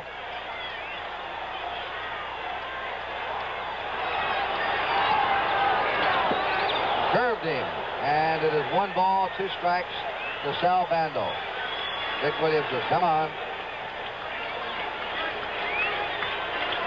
His last game, undoubtedly, as manager of the A's, and he'd like to wrap it up in glory. Another curve. 1 ball, 2 strikes. Strike 3 to Bando. He's out of there. 2 down. Here's Jackson. He gets out of this. He's done a whale of a job. After Milner hurt him a little bit by not getting at least 1 runner on the Campaneris bunt. You know, Reggie Jackson actually went to Arizona State on a football scholarship. He didn't go there to play baseball, and he said he went out for the baseball team on a $5 bet. One of his roommates in the dormitory bet him $5 he couldn't make the baseball team, so he went out.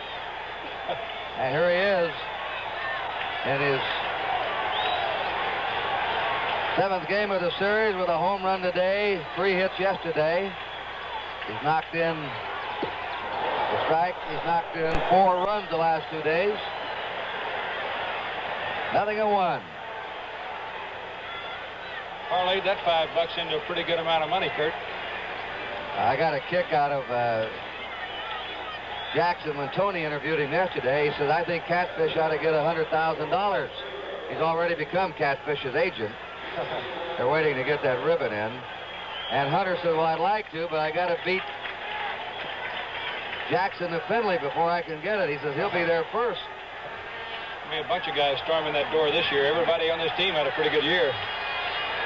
1 strike to Reggie Jackson. 1 ball, 1 strike. 3 20-game winning pitchers. Bando knocks in 98 runs. Campaneris has one of his good years. Jackson was the man out in front, undoubtedly, for the most valuable player in the American League. Fastball, he checked the swing. 2-1. He led in homers, he led in RBIs. On deck is Gene Tennis.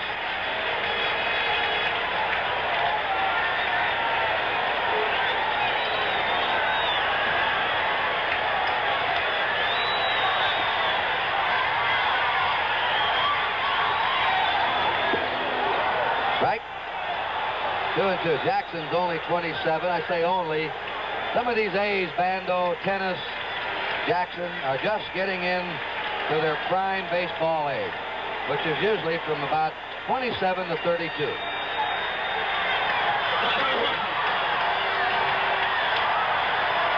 2-2 pitch. Struck him out. George Stone struck out the side. No runs, 2 hits, 2 left. At the end of 7, Oakland 5, New York 1.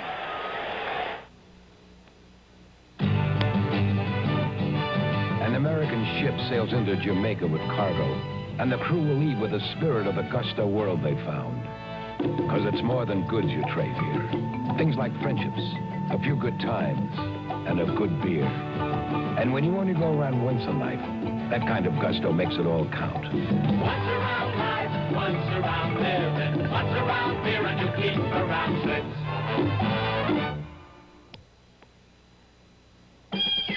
Take me out to the paint sale. It's the World Series of paint sales, now at participating Lucite retailers. There are Grand Slam savings on DuPont Lucite wall paint and Lucite house paint. And just for dropping in, a special coupon that brings you a souvenir ball with the name of the series winner for just $1. So have a ball at the Lucite sale. It's a great paint sale. We pause now for station identification. Henry Fonda, Joanne Woodward, and Jason Robart star in A Big Hand for the Little Lady tomorrow night on NBC.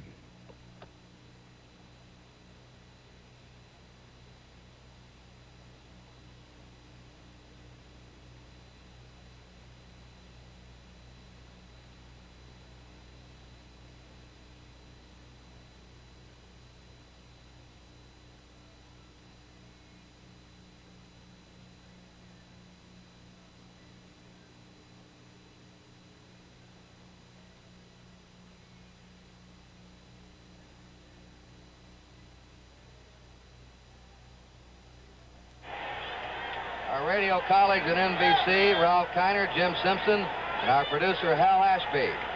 Broadcast being sent around the world and also on Armed Forces Radio.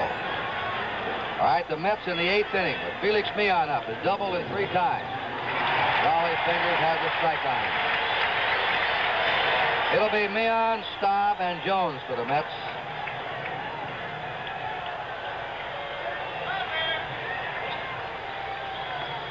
One ball, 1 strike. The Mets picked up a run in the 6th. They left 2 on in the 7th. They've been threatening, but they haven't been able to crack through. Ken Holtzman pitched the first 5 in the 3rd inning.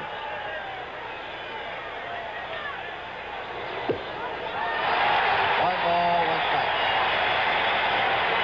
Rusty Staub will be up next.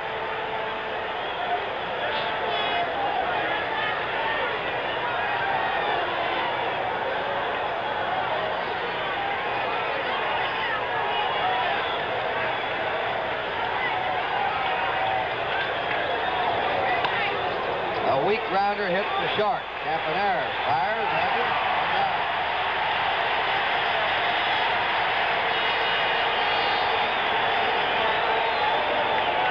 If I had a vote, here's my most valuable player in this World Series contest. Should the A's lead, hold up. He got the big hit today. He's played solid defensive baseball. He got him on the right track with a 2-run homer earlier. Rusty Staub has fly to center. Single to left center, double to right center to knock in the lone run for the Mets today. 11 hits in the series. He's 2 away from the all-time series record of 13. Owned jointly by Bobby Richardson and by Lou Brock. Brock also holds the World Series record for stolen bases, 7. Twice he did it against the Red Sox and the Tigers. Ball 1 to Staub. Staub hit 3 homers in the playoffs.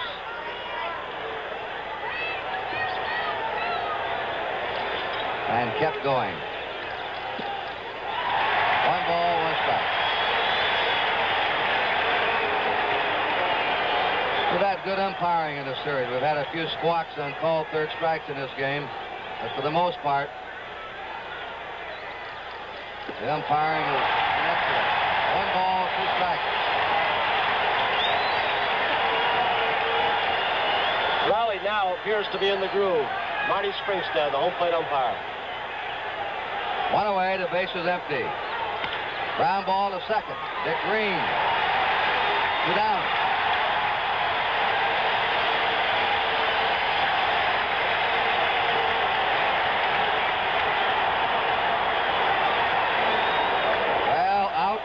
Running away from the Mets. Leon Jones has fly to deep center, walked, and fly to right. New York Mets in last place in July, last place in August. Have had a storied comeback and a team that really captured the imagination of America. The way they hung in through injuries and came back to win. Right? They were underdogs against the Reds, big underdogs, and beat them. They were underdogs against Oakland. They're in the 7th game now, but they have only 4 outs left in this game. Strike 2. Boys, we got it now. Kurt, you were talking about the Mets capturing the attention of this country this year. I think baseball has done the same thing all year long with over 30 million people going through the turnstiles this year in Major League ballparks. 2 down, nobody on. On deck, John Milner. 5-1 Oakland.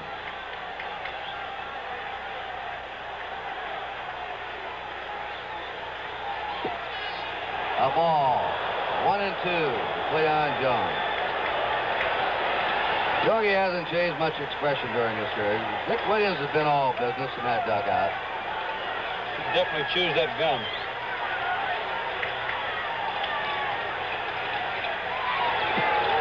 Two and 2 count.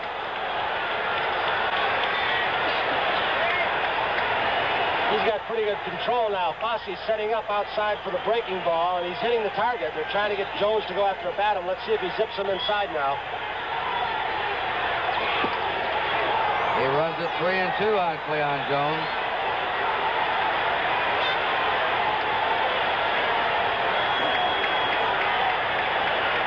Cleon not able to put much weight on that ankle. You see a tape job on the right ankle. They did hurriedly out in the outfield. 2 out, nobody on. 3-2 pitch. Fouled away.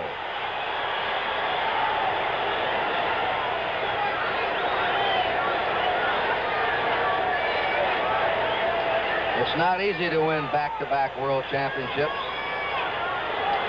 The last time it was done, the Yankees, the 61 and 62. There's that right ankle.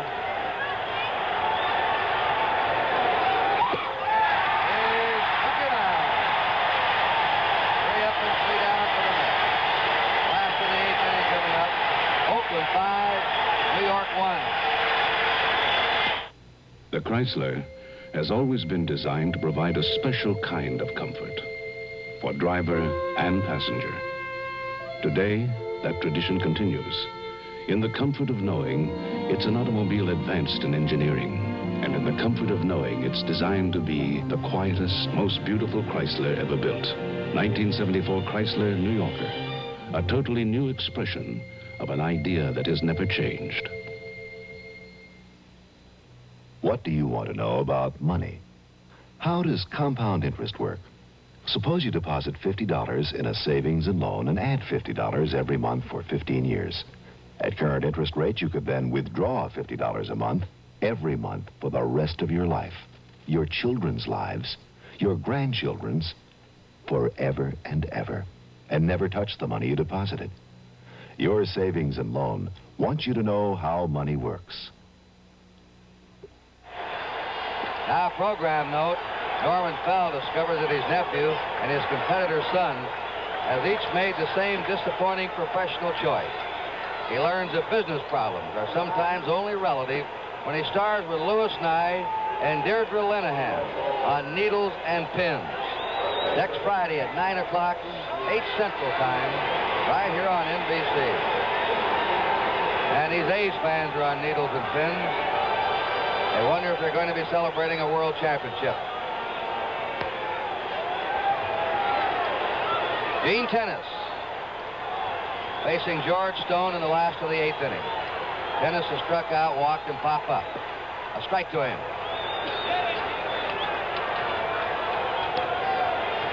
Reggie Jackson in that A's dugout.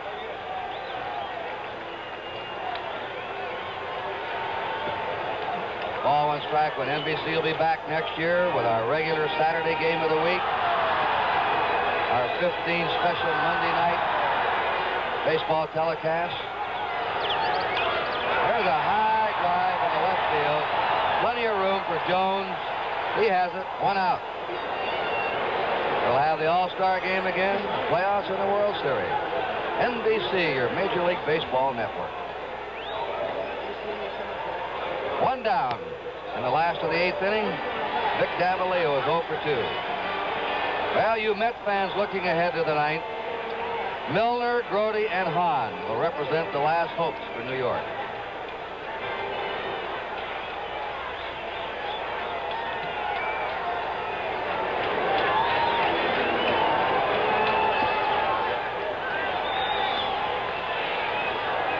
Ball 1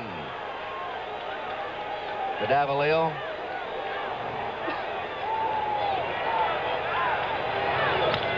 He sends a ground ball to second base, and Neon scoops and throws in there 2 down.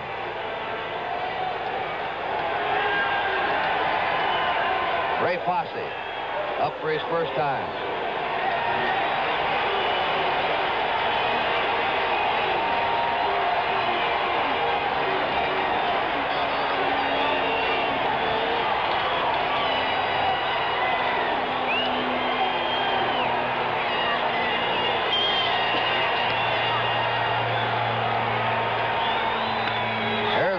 Shot to left by Fosse.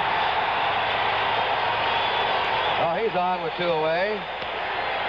And Dick Green will be the batter. Green has gone hitless 3 times. 9 hits for the A's, 7 hits for the Mets. 5-1 Oakland. The A's have 2 out and a runner on first.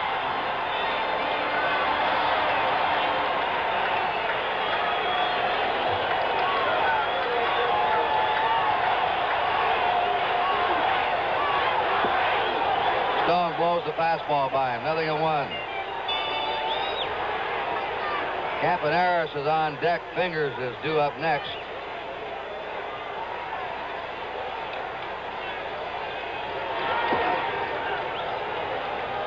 One ball, one strike. Campaneris may not get another time at bat. We'll see.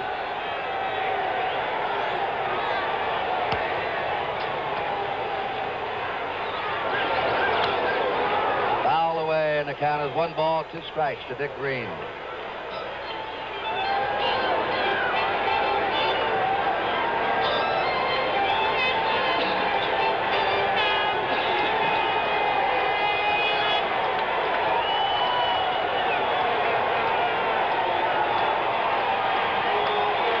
Has his lead at first. With a ground ball to Buddy Harrelson. Goes to first. We're going to the 9th inning, ladies and gentlemen, with a score: Oakland 5 and New York 1. Want thousands of surefire lights? Get Cricket. The disposable butane lighter by Gillette. It's reliable and it lasts for months. Cricket. Gillette makes it work.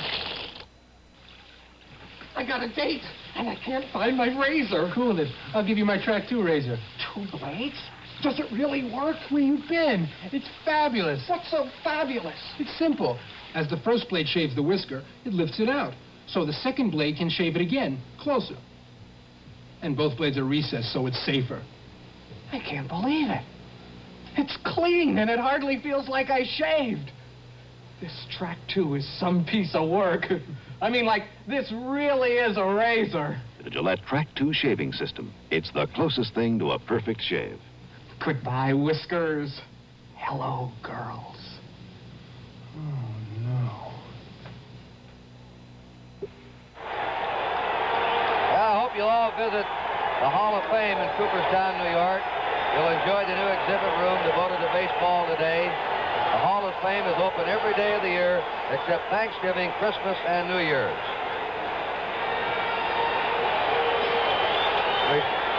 All right, the Mets have their last shot in the 9th inning. John Milner, Gary Grody, and Don Hahn.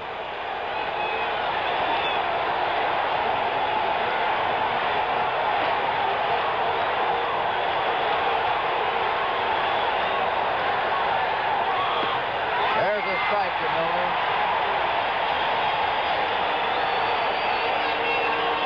Raleigh Fingers has worked 2 2/3 innings, 2 hits, shutout relief. He replaced Ken Holtzman. 1 ball, 1 strike. We're talking about the umpires.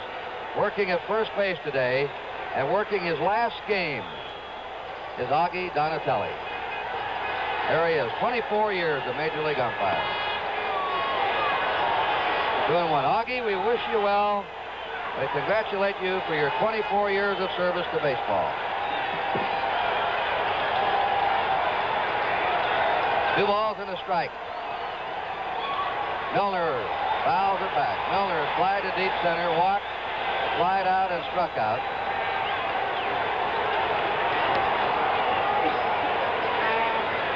Two managers, contrasting thoughts right now.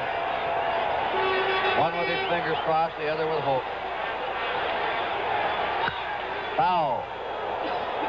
2-2. We want to thank Bowie Kuhn, the Commissioner of Baseball, Johnny Johnson, Administrative Officer, Joe Reichler, Director of Public Relations, Tom Dawson, the Director of TV and Radio, Joe Cronin, Bob Holbrook, Tom Monahan of the American League, Charlie Feeney, Fred Flagg, and Dave Grody of the National League for all their assistance.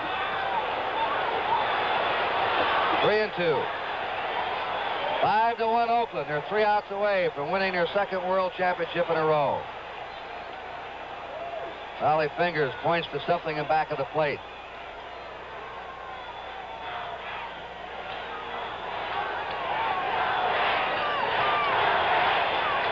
The 3-2 pitch. Foul again outside of first. Rusty style. Boy, you had some series, fella. Some World Series, I want to tell you.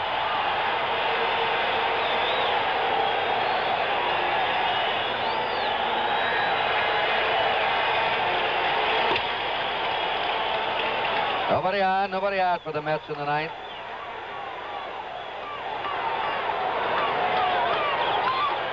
Foul again. The A's bullpen is quiet. That's Ken Boswell, number 12, you see in the background. There they are. They'll get immediate action, though, if Milner gets on. 3-2 pitch.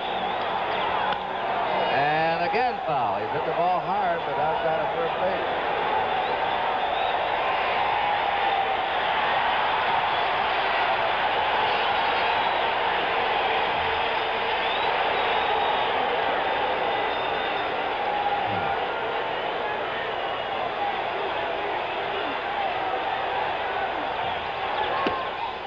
Ball 4, and Milner's on to start the ninth.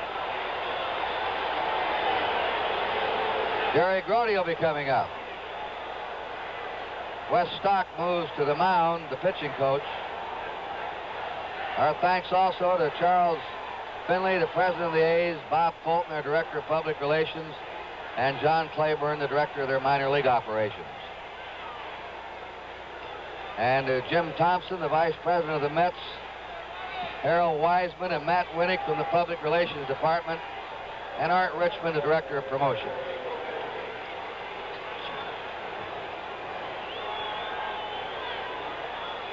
Now Knowles is starting to warm up.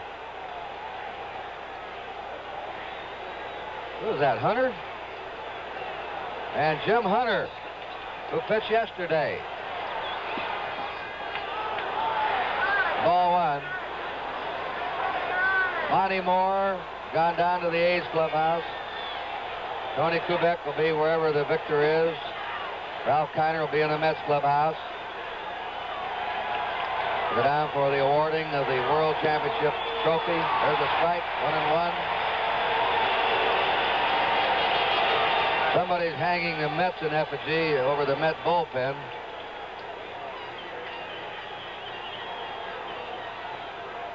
Milner at first, nobody out. Foul ball.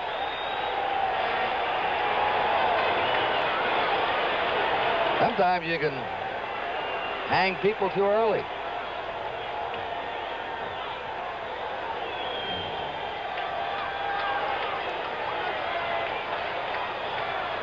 Charlie Finley is not in his seat. He's probably in the A's clubhouse.